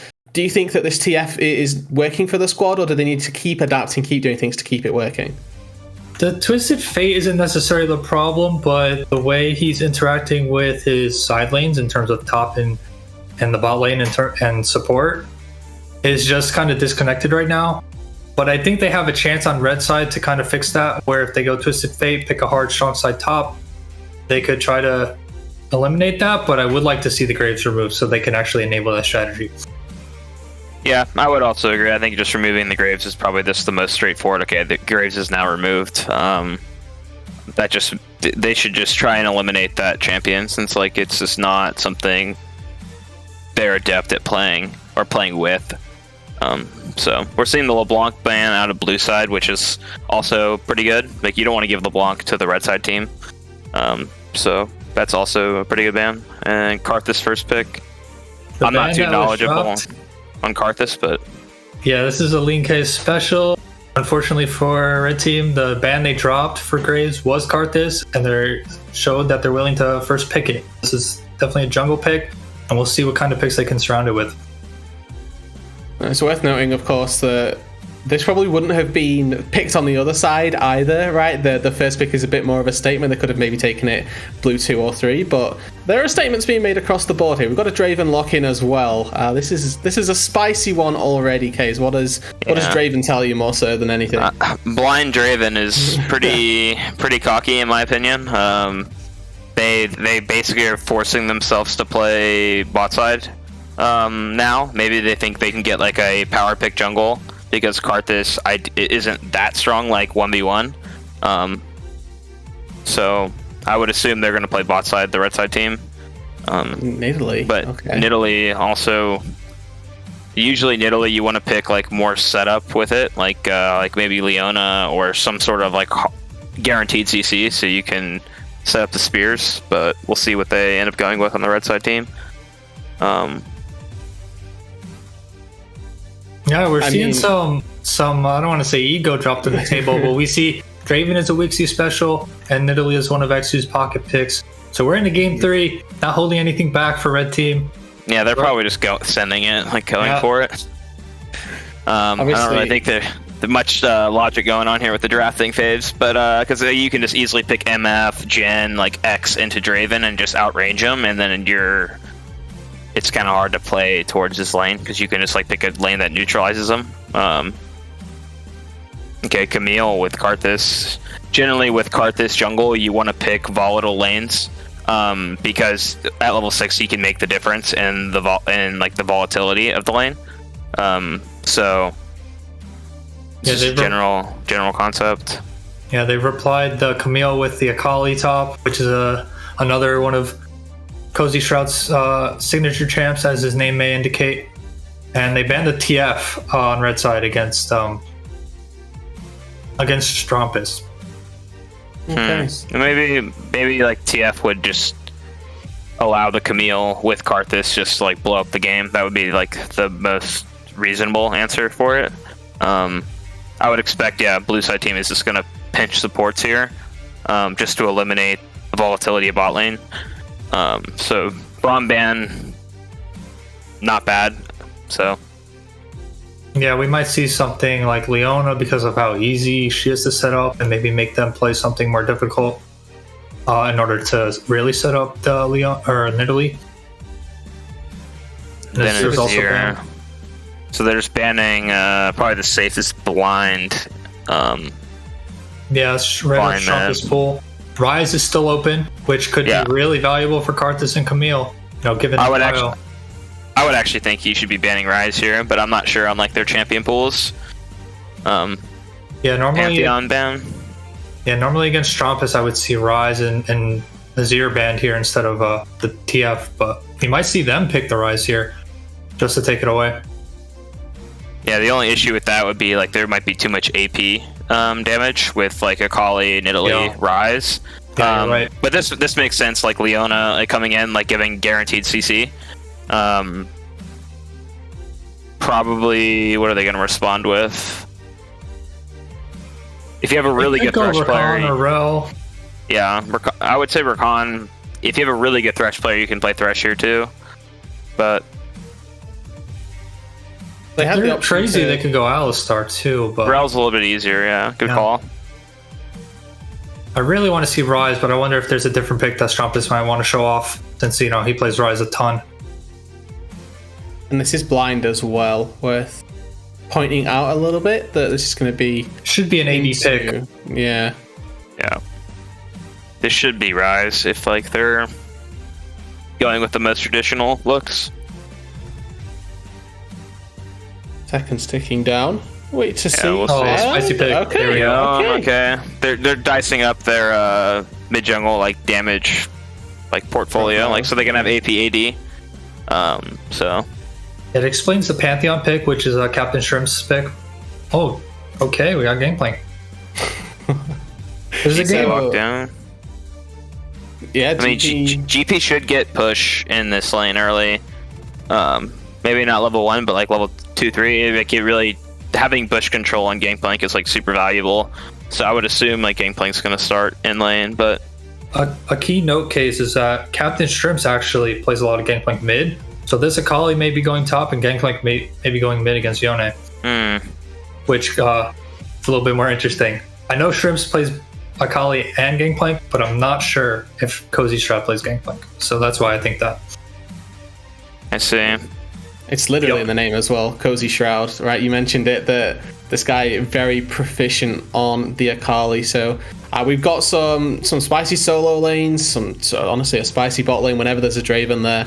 Going to be expecting some semblance of action. We've obviously locked in these two melee AD or melee solo lanes on the red side here with a Nidalee here. There's the one setup of the Leona, and you could argue GP barrels as well are going to work the same way. But for Wixxi's side, the red side here, is there enough to get this Draven snowballing? They've got a few tools in their arsenal, and is that likely to be the focus? I would assume like whenever you have a Draven in the game, you generally want to try and snowball him. But I'm not sure. Like, what was the mid laner for the red side team again? Like, it was Gangplank It's or Akali Akali. GP flex. Akali GP. Like, so like the one thing with like those type of champs is having like the first setup's pretty important because they're pretty low range. But also like the blue side team has like Yone, so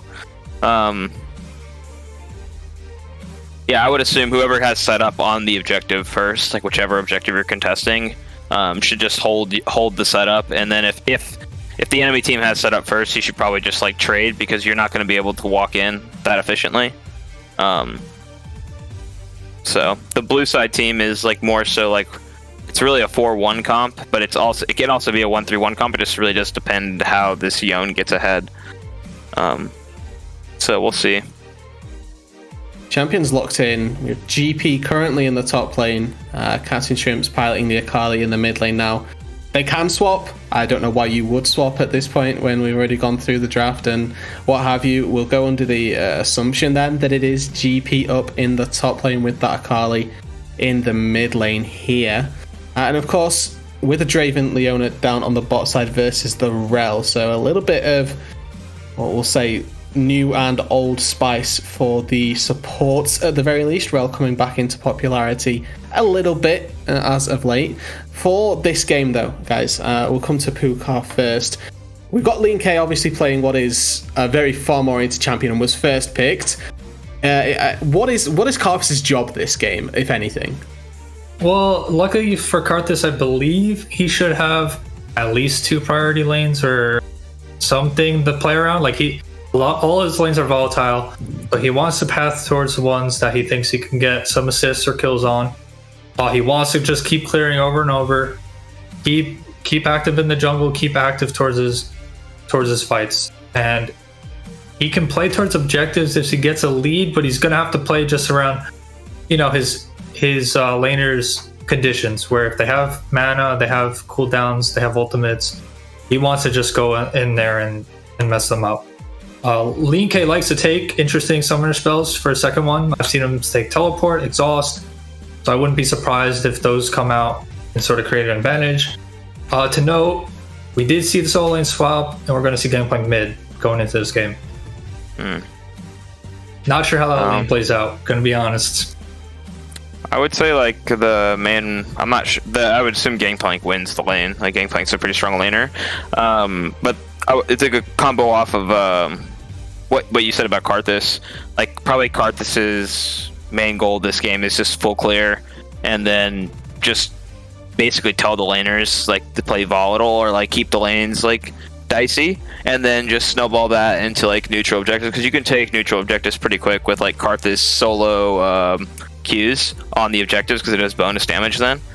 But I would say blue side team is like I would still favor blue side team here. I think they outrange the enemy. So the red side team basically needs to be set up on the objective first all the time. Like if you're not set up on the objective with Nidalee, Gangplank, Akali, like these type of champions, then like you probably should not be contesting it in general. So I would say like prioritizing like map control or like just like tempo or time advantage over like getting a dragon or getting something, like just so you can be on the map first will matter more for the red side team in general. But because Gangplank you can't walk into an objective with Gangplank if he's not set up, or Nidalee or Draven. Like if you're walking in with Draven, you're just going to get outpoked and outranged. So nameplate's off. We're favouring blue side, and so far this evening, CptShrimps' squad have been able to come out on top twice overall. And we're looking at the engage potential on red side. You know, correct me if I'm wrong, but it looks fairly sparse. I think that draws back to Kay's what you were saying then about they need to be set up. Pukar, are you sharing the same sentiments that if they're not there, they're just not going to get anything?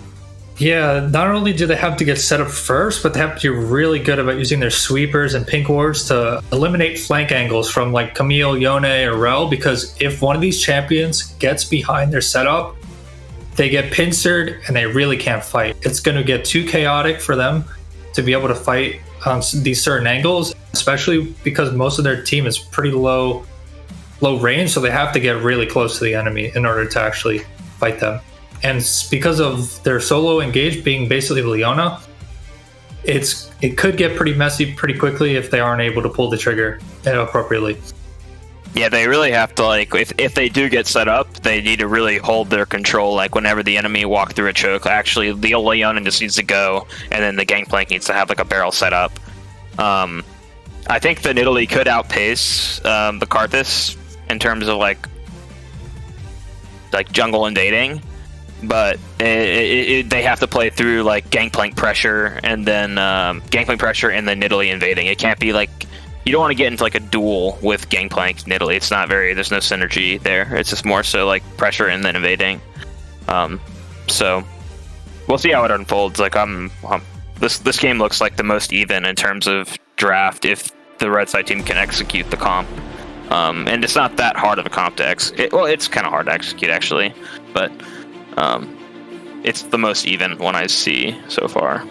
Okay, so if any game was going to be the one where Wixxi squad were able to come back, it would be this one. We're going to take ourselves a short break, ladies and gentlemen. When we return, it'll be Axeman and Finnick once again taking you through this third and final game.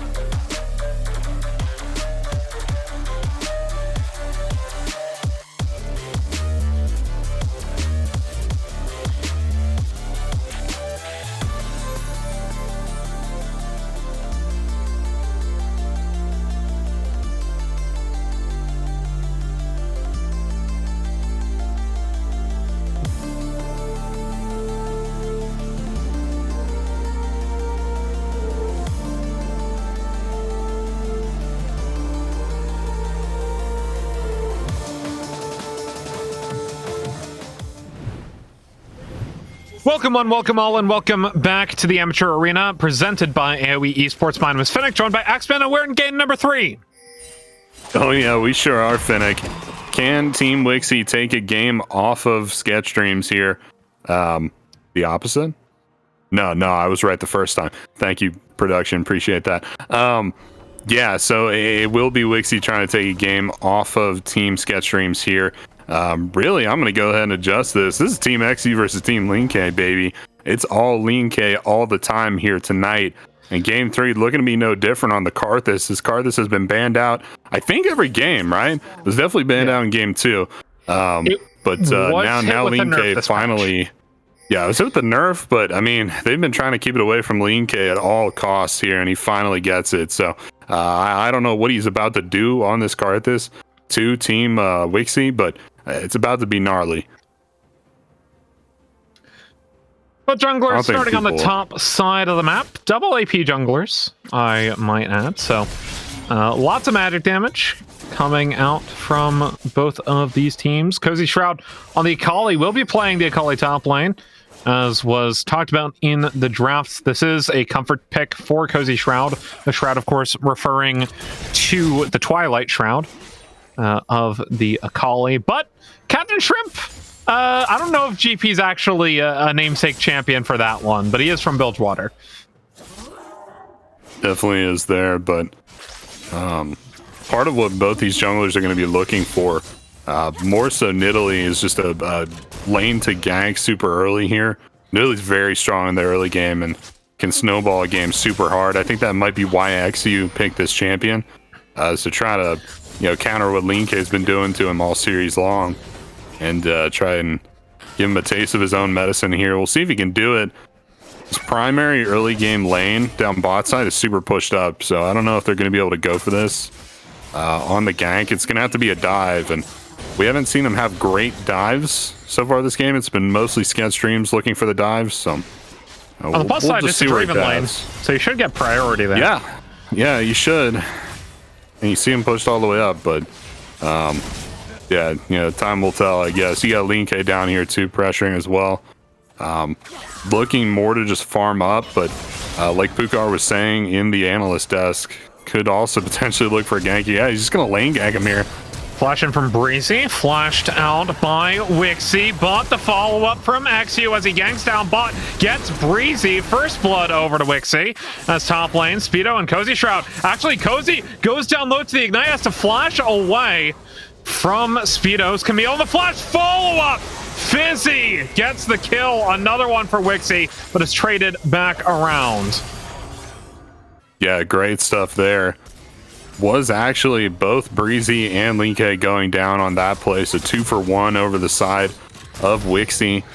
Team Wixxi there, and Wixxi himself picking up both kills on the Draven, looking to really start the game out strong. This go around, it might be Wixxi's game. See if he can snowball out of this. I think he should be able to. MF pretty strong in the early game, but now with LeenK being on the back foot like that, it's a great opportunity for eXyu to take control of this map and really start to force those advantages. You see he's already over the wall in enemy territory up top side there. You see on the minimap, he's setting up the vision, trying to make sure he can maintain control. If he can get control of LeenK's jungle, there's really nothing LeenK could do about it here in the early game. Oh, Breezy locked up. Strompest is here. They put down the wall. Cozy Shroud, though, actually losing this matchup to Speedo on the bot, or in the top side of the map, losing a lot of these trades to the Camille. Has to back and then TP back into lane. Yeah, and he'll get that for free. Speedo just had to teleport back in just now as well, so he's just kind of trading teleport for teleport there. Very forward on the teleport. Good hook shot, that one, Cozy Shroud. Lots of tactical sweep. Yeah, no, Cozy Shroud goes down to about 2/3 health there. And does have a refillable potion, so should be able to get back up there. But same time, Wixxi on this Draven, currently sitting 10 CS up on the misfortune of CptShrimps. And, that's always a feels good man on a Draven. And as someone who hates playing against Draven, it's a feels bad man for me. Definitely, you're forcing this MF into a bad position up under turret, having to CS.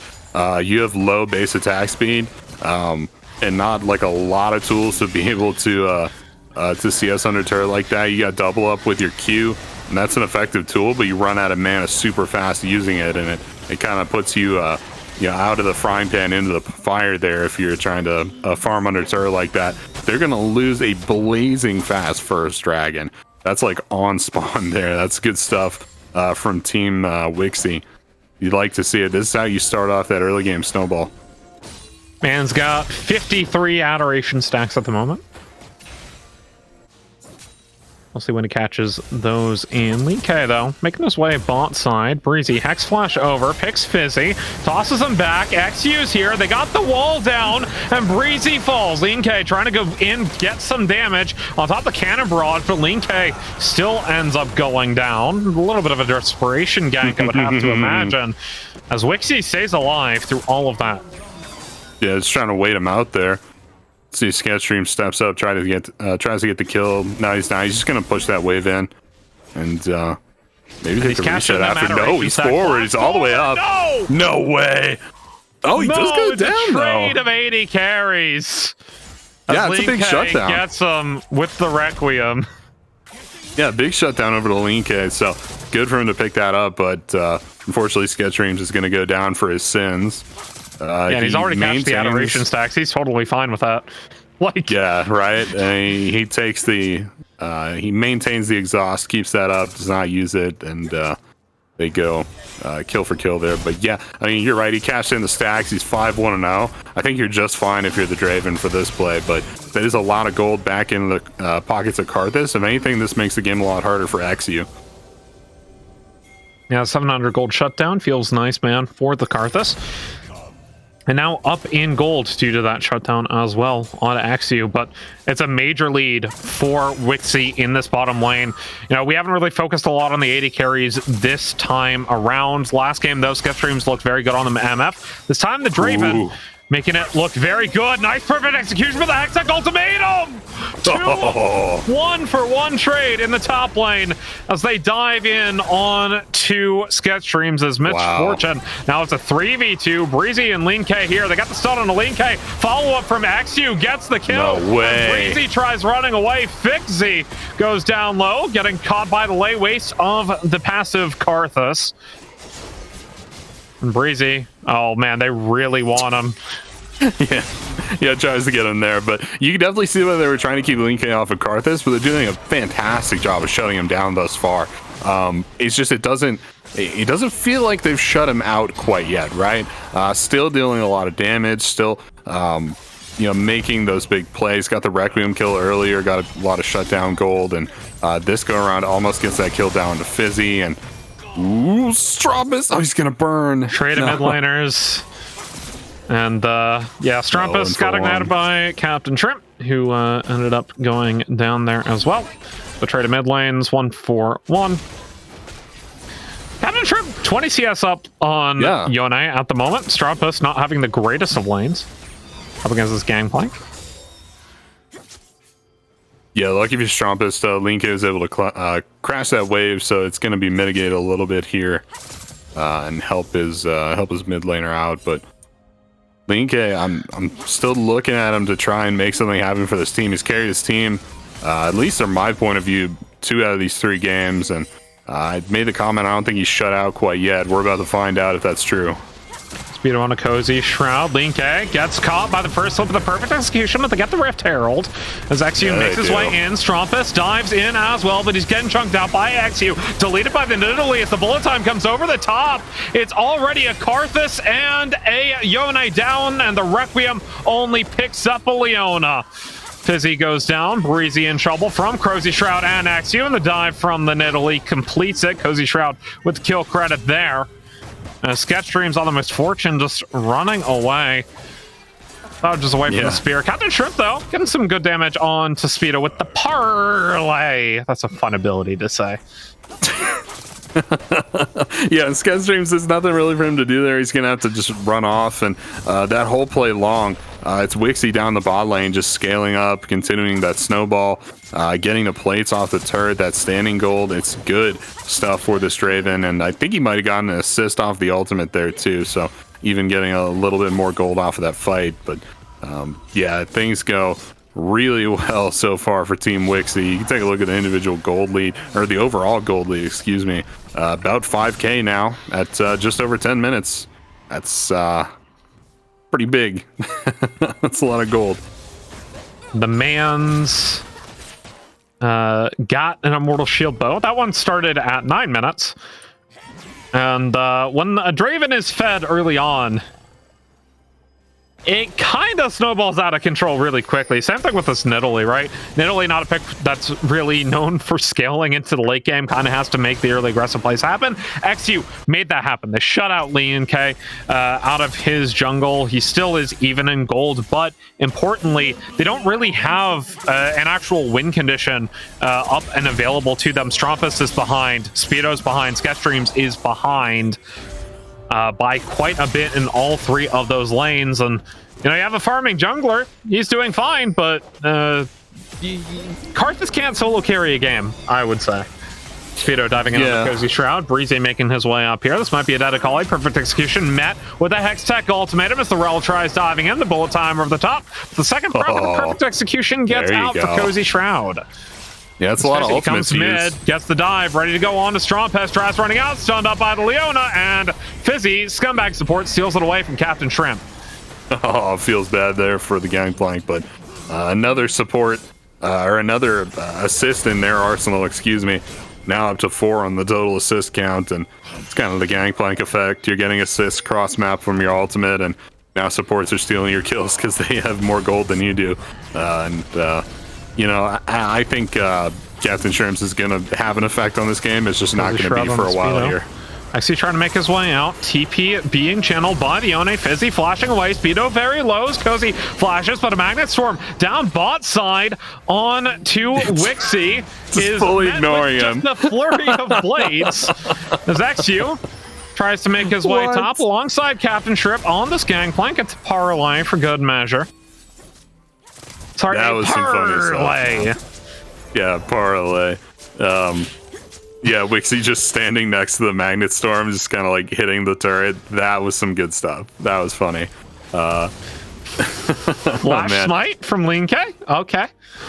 Oh, there you go. Oh, they're all chatting about it too. They're just XDing and all chat. That's perfect. Yeah, smites are being pinged. There you go. Yeah, it's a 7K, sorry, not 7K. It's a 6K net worth advantage at 13 minutes. Pretty much now Wixxi's game to lose.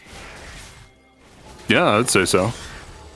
But I was not expecting this game. I'll go ahead and say. Yeah. I really thought LeenK and CptShrimps were just going to take a third game here. Yeah, I think we all did.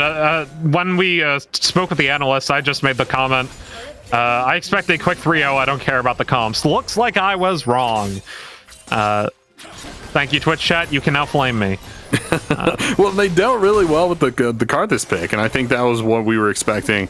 LeenK to really carry CptShrimps' team and like put him on their back, because they had been banning the Karthus away from him all series, and now he's got it, and it looks good. I definitely like his Karthus, but it's really on the side of Wixxi, Team Wixxi, that they're dealing with that Karthus pick so well and so effectively, denying him value at every turn, and building a game out for themselves here. 2 minutes on next drag. They've got full drag control. Bot side on to CptShrimps, but the TP's coming in from Cozy Shroud. Now in with the rocket belt. Perfect execution. Gets the kill on to Speedo's LeenK. Makes its way down. Second proc. Sure can flip. 5-point strike and a double kill. Requiem down. CptShrimps should not fall. Was very low there. There you go. That's close. It was a close one, but again, denying value. Oh no, goes back into the Magnet Storm with the bullet time over the top. They actually get Fizzy, but eXyu, he's got the damage on to Breezy. And that's a trade of supports in the mid lane. Yeah, another one down there for Wixxi. Drops, and 6-1 and 3 now on the Draven. Gonna be able to take this mid turret. He's just got so much damage. Oh no, he missed it by one auto there, so he's got 167 adoration stacks. He better get a kill soon. Yeah, that would be nice, right? Looks like that kill could be on a CptShrimps here if CptShrimps isn't careful. Yeah, and that's not good. Barrier, or the Immortal Shield Bow shield to stay alive. Whew. That looked like a barrier shield. That was a massive shield. Holy crap. Yeah, it picks up that little bit of shielding there, but they do break open that mid lane turret. They did not get the adoration stacks off of CptShrimps, so unfortunate for him there. Less than a minute till next dragon, but it looks like they want Rift Herald Wixxi. They're gonna position for that. Good to do here. A lot of pinging in the mid lane. Indeed, there is 20 seconds now on this dragon. LeenK trying to take out the Raptors. eXyu here does not get the spear to land as the solar flare goes wide. That is a solar flare down, but the whirling death coming back up in time for this dragon. 5 seconds on that now as LeenK takes his red buff. Inside track is over to Team Wixxi, and they will start this one up for free. And it's a cross-map play. It looks like CptShrimps are going to give up Soul Point, but take the second Rift Herald for it. Yeah, third dragon goes down. Trade back that Rift Herald. Kind of goes back to what Kaze was talking about in the analyst desk. You want to play cross-map, make sure you're defending when you're on even tempo. Ooh, Kind of barrage bomb side. Speedo, though. Hextech ultimatum. CptShrimp nowhere to run. Speedo gets the kill there, but top side, this Rift Herald has been taken by LeenK and company, but now he has to get out. Zenith Blade onto Brizzy. Here comes Cozy Shroud, and with the perfect execution on a Strompest, second proc gets the kill on Leona as he comes back in with the 5-point strike. LeenK stunned up by the Leona as Fizzy gets Breezy, and LeenK goes down. It's 3-4-1 across the map. Things go from really bad to basically unwinnable now for Team CptShrimps. You're staring down the barrel of Infernal Soul on this Draven who's 7-1-5. It's not great. CptShrimps is... CptShrimps. maybe getting the execute. Yeah, I got it. Hey, there you go. Not bad. Immediately in all chat with the laughter, with the easy. You like to see it. Wixxi, meanwhile, did actually get the adoration stacks. Love it. Cashed in that fight really? up in the jungle. Yep. So now 7-1-5 on the Draven. Let's have this completed collector for a little bit longer. So he's getting a lot of gold. A lot of gold right now. Yeah, he really is. And oh man. This Shrimp Speedo matchup has been really interesting. It's a lot of moving parts about this matchup, and seeing Speedo on a couple of these outplays with Cozy earlier in the game, really nice play on the Camille, right? You get to see it again with the Gangplank. Well, Requiem shielded up is CptShrimp. He's trying to get the damage on the Speedo, but the Camille passive, that does mean LeenK goes down, but a nice whirling death from Wixxi. Trades the mid for top, and Breezy's now into 1v3. Flashes away from Fizzy, but eXyu and Wixxi are on the chase. Solo Flare, Zenith Blade, get the follow-up stun. Breezy running away, eXyu here, and another kill to Wixxi, now 9-1-5 on the Draven. He's not using the best Draven skin, by the way. Why is he not using Draven? Hey man, he can use whatever Draven he wants if he's gonna play it like this. I feel like our job has just become like casting how high Wixxi can run up the numbers this game, and I'm fine with that. Having a lot of fun doing that. 1-5 now. Yeah, 12k net worth at 19 minutes, by the way. Just huge. I mean, you're over 25% of your team's net worth there. Just on the one champion. Crazy game. And once again, every game so far this series has come down to just a jungler. Massive early play, first gank, get that 80 carry ahead, and from there on out just continue to snowball. This game, eXyu didn't even have to break out CptShrimps in the mid lane, just got Cozy going, and that was enough. You get a Draven going this good. 2 shots LeenK goes golden. Whirling death, not enough to get the kill, and Shrimp Cat follows up. CptShrimp with the flash parlay. You like to see it? For the Draven. No, man. Nah, not like Wixxi that. just like 2 shots everybody now.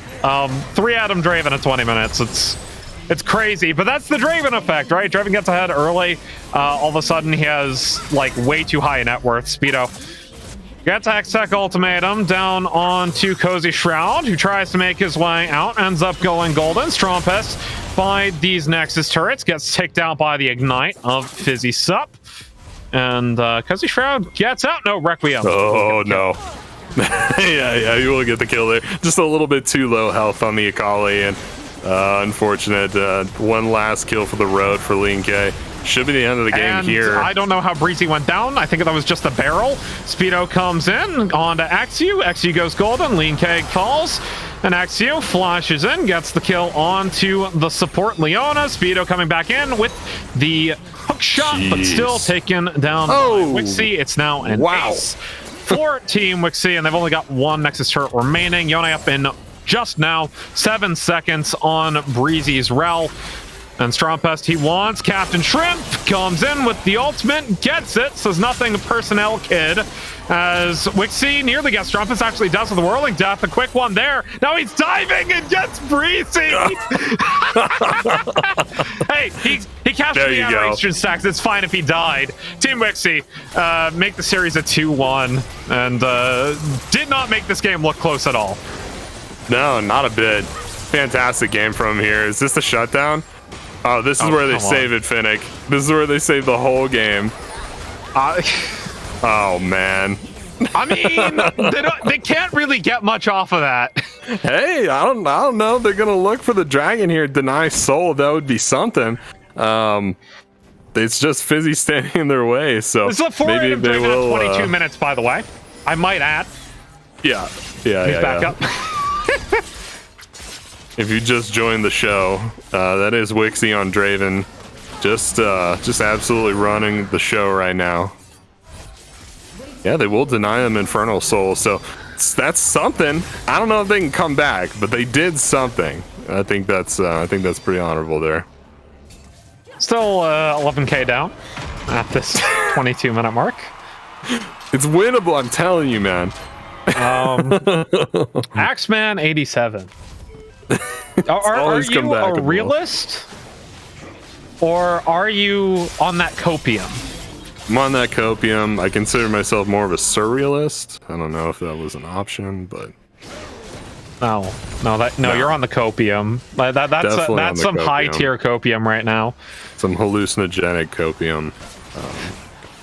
Look at this Draven, he's just running down the MF Wixxi on the CptShrimps. Come on now. Nearly takes him down. Speedo, the hook shot though. Draven goes golden. Wixxi might end up falling to the Hextech Ultimatum. He does. The shutdown goes over to LeenK as the rest of his team continues the fight. Still 2 for 1 as Cozy Shroud with the perfect execution gets 1 kill. Tries diving back in as he's taken down by the Requiem. And it's 4 for 2. Team CptShrimps pull another fight up their butt. Yeah, fight number 2 for CptShrimps. They're pulling it back from the brink. I'm telling you, man. eXyu trying to find him with the spears. Not going to. He's taking the reset. He's on vision, though. Nope. Breezy tried to stop him over the wall. Misses the dash over the wall. Feels bad, man. I didn't even think you could dash over that one, Israel. No, he can't. No way. Look, he knows more about the game than me. I mean, there might be some angle in which you're able to dash over that wall. Maybe. But not that angle. Yeah, so we're having fun here in the AM Arena broadcast. We'll see if CptShrimps can make a comeback here. A couple of things working in their favor, right? Picking LeenK, not necessarily a big deal for them. You still got the Requiem to be able to drop that on the entire enemy team, and a lot of your mobility that's working in your favor normally isn't going to be able to dodge that, right? So your Cozy Shroud, like in that last fight, and you get just low enough, he's going to hit you with the Requiem, and you won't be able to dodge it. So it's definitely something that's hurting them in these team fights. It's only going to get worse for them as this game progresses. LeenK is just going to get bigger and bigger, right? So the scaling may be going to be able to end the game for him, but that is the Baron down for Team Wixxi. That's a powerful tool. But here comes Speedo, gets on to Wixxi, but Speedo still goes down. Wixxi traded top laner for the AD carry, but it's too little, too late.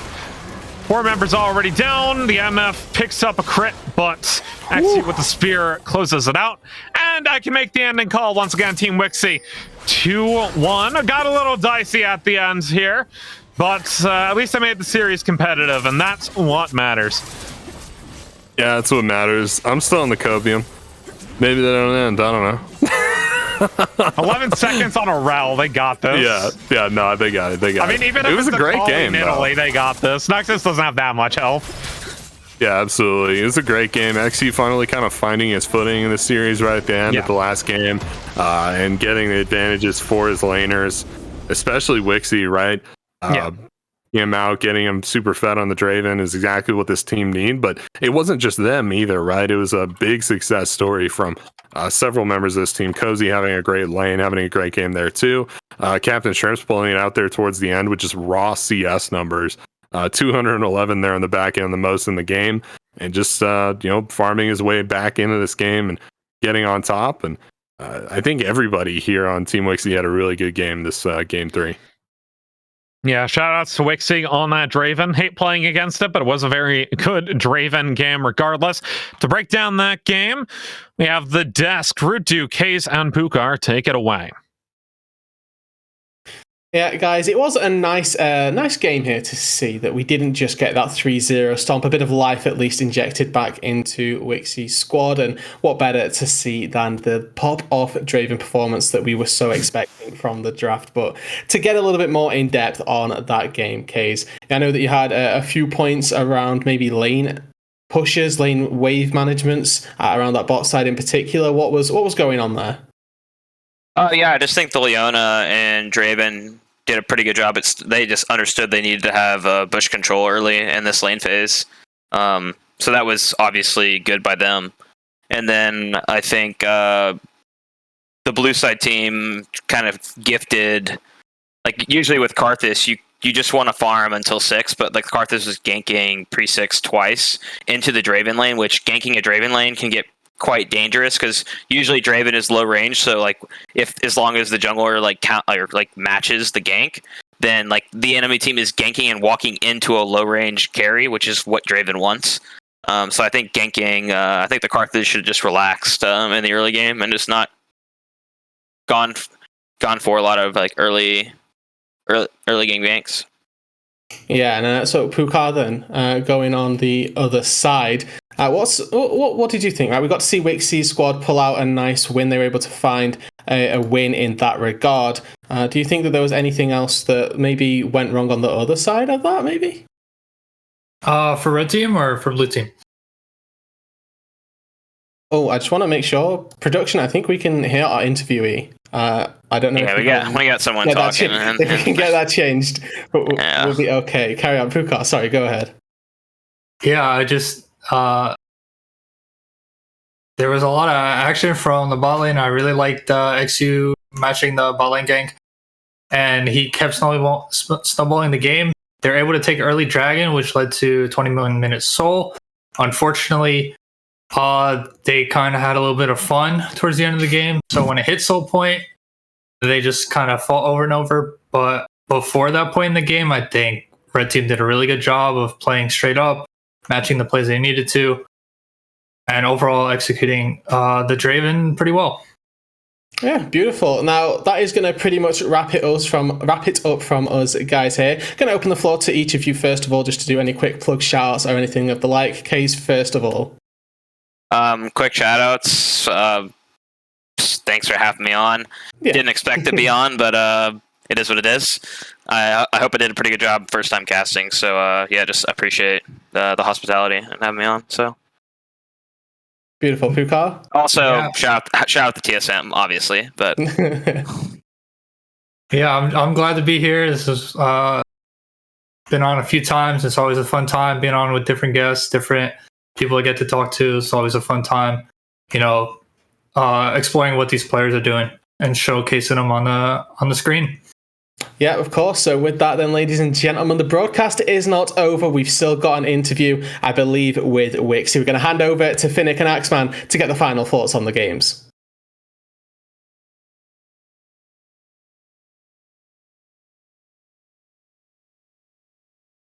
Yeah. Hello. Hello, everybody, and thank you, Rude Dude, for that transition. I'm with Axeman and with Wixxi, victorious AD carry in game number 3. Wixxi, how are you feeling? First 2 games were a little bit rough for you there, but you made it turn around in game 3. Honestly, it feels pretty good. You know, recency bias. We won the last game, so it feels pretty good. First 2 games, kind of forgot about it at this point, but yeah. Overall, it's a pretty fun series. Every game was like, I mean, kind of a smash, but it's kind of fun. All right, and starting with game number 1, and since we're doing this chronologically, it'll be a little bit sad for the first little bit. Game number 1, Aphelios Thresh. Oh, man.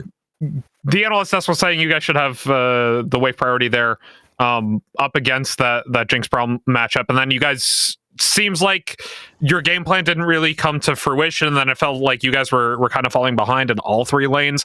What kind of happened there for you guys? Yeah, we messed up the matchup a bit. Like we didn't space the Braum like exactly that well in the first few levels, and you know that kind of cost us a 2v2 kill, and inevitably like cost us like a lot of waves, and like you know the game was pretty over like really fast in that game. Kind of a warm up game, I'd say, but like yeah, it was definitely sloppy laning, I would say at least, but gotta improve on that. Yeah, for sure. And one of the things that really stood out to me was the jungle picks coming through from LeenK. It was a little like, I don't want to say like off meta, but like a little offbeat. The Kindred game 1, Hacker in game 2. What's going through your mind when the enemy jungler locks in like, you know, maybe like a weird jungler or something you don't see a lot? I'm usually thinking about like how like his path can like differ, you know, like some champs can obviously like cheese bot like early game, or like, you know, like especially like we were thinking in that first game because they had Braum Kindred that they could have like late invaded us or like ganked us early with like a flash like Mark. And so yeah, we're definitely like really aware of like his picks. We were like banning his Karthus, and like at a certain point we banned his Kindred as well. So he's really good at those type of champions, you know. Yep, moving on to game number 2, Kai'Sa Nautilus into MF Leona. A bit of a rough one for you. What are your thoughts on that game and everything that happened there? Overall, like I mean, that game was definitely really scrappy. We forced a lot of fights spot side, and you know it kind of like bit us in the ass a bit later on. But I think overall, I mean, we definitely learned a ton about that game. We were like permanently fighting all around. Hecarim came bot, you know, like our jungler came bot as well. Like, and overall, yeah, like it was a really scrappy game that you know they had the upper hand on us in that one. So we'll play to them. Yeah, that one was a close game. I had a lot of fun watching that one too. The Predator Hackram was nuts in that game. But y'all had some great opportunities to set up the lane ganks coming through, I believe from the Lee Sin. So walk me through like how you make the decision to set up like a lane gank like that, or when you're communicating with someone you don't normally play with, because it seems like a long like I don't know, like an involved process to do with somebody that you're not like on a team with, right? So how does that communication go?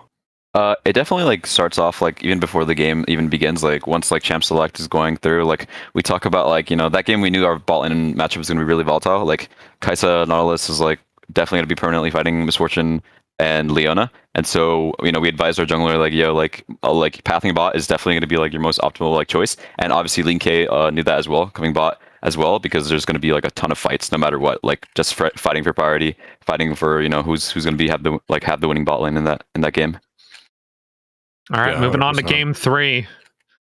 You solo carried on Draven with a lot of jungle pressure from the Nidalee of eXyu and a bit of a turnaround there. So you said when we were first talking before the interview actually started, you play a lot of Draven. How are you feeling with that Draven pickup? Any words to teams in the future when Draven's on the table, perhaps? Oh yeah, we were just like game 3, like after those first 2 crushing losses, we were like, you know, we're just gonna send it. Like I'm gonna play Draven, eXyu's gonna play like his comfort like Nidalee, and we're just gonna like skill check them. And that's like what we tried doing in the last game. And we overall like, you know, we're really comfortable in this champion. So I mean, even if Draven falls out of like flavor, like I think I'm always gonna be really good at him. And like I'm always willing to like, you know, farm kills on people who aren't like yet like practiced on the matchup. And yeah, blending it like in that game felt, you know, pretty comfortable, I think. Yeah. It definitely looked comfortable. You looked crazy on Draven there, but yeah. Do you think a major win condition? Because you talked about you wanted to play around that bot side back in the Lee Sin game. Do you think a win condition for you is getting a jungler that really can play around the bot side early like that Nidalee?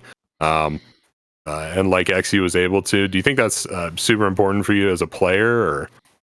It's always about the champions. I feel like I'm not gonna be a player that like only plays with jungle pressure or like only like plays in that certain way. Like if my champion's Draven, like I'm gonna confidently like tell my team that like we need like resources or hovers because I'm confident in our 2v2 being winning, and I could like provide for eXyu to get camps or like have invading opportunities, or even like we got an early dragon that game like the second it spawned because we had like a big crashing wave. Knowing that I can like build up those waves and like have opportunities like could definitely help out the like entire team based on what I have, like what champion I'm using. For sure, yeah. All right, No, go for it, Finnick. Finally, final question for you. Anyone you'd like to shout out? Anything you'd like to say to perhaps any scouts or coaches, or just the fans watching before we end today's broadcast? Well, I'm just gonna say, gotta watch out for me. I'm doing a lot of stuff, doing a lot of pretty good things here in amateur. I think I'll give myself some credit. I think like I've done pretty good this year, and I'm gonna keep improving. And I'm overall learning a lot from these in-houses. Like all the the coaches messaging me, and every day is like a learning process. So hats off to them. All right, and that is it for today's broadcast. But from everyone here at Amateur Arena, presented by AOE, admins, production crew, our production coordinator, Shellatron, and our producer, Benjamins, my name's been Finnick, that's been Axeman87, and we will see you tomorrow.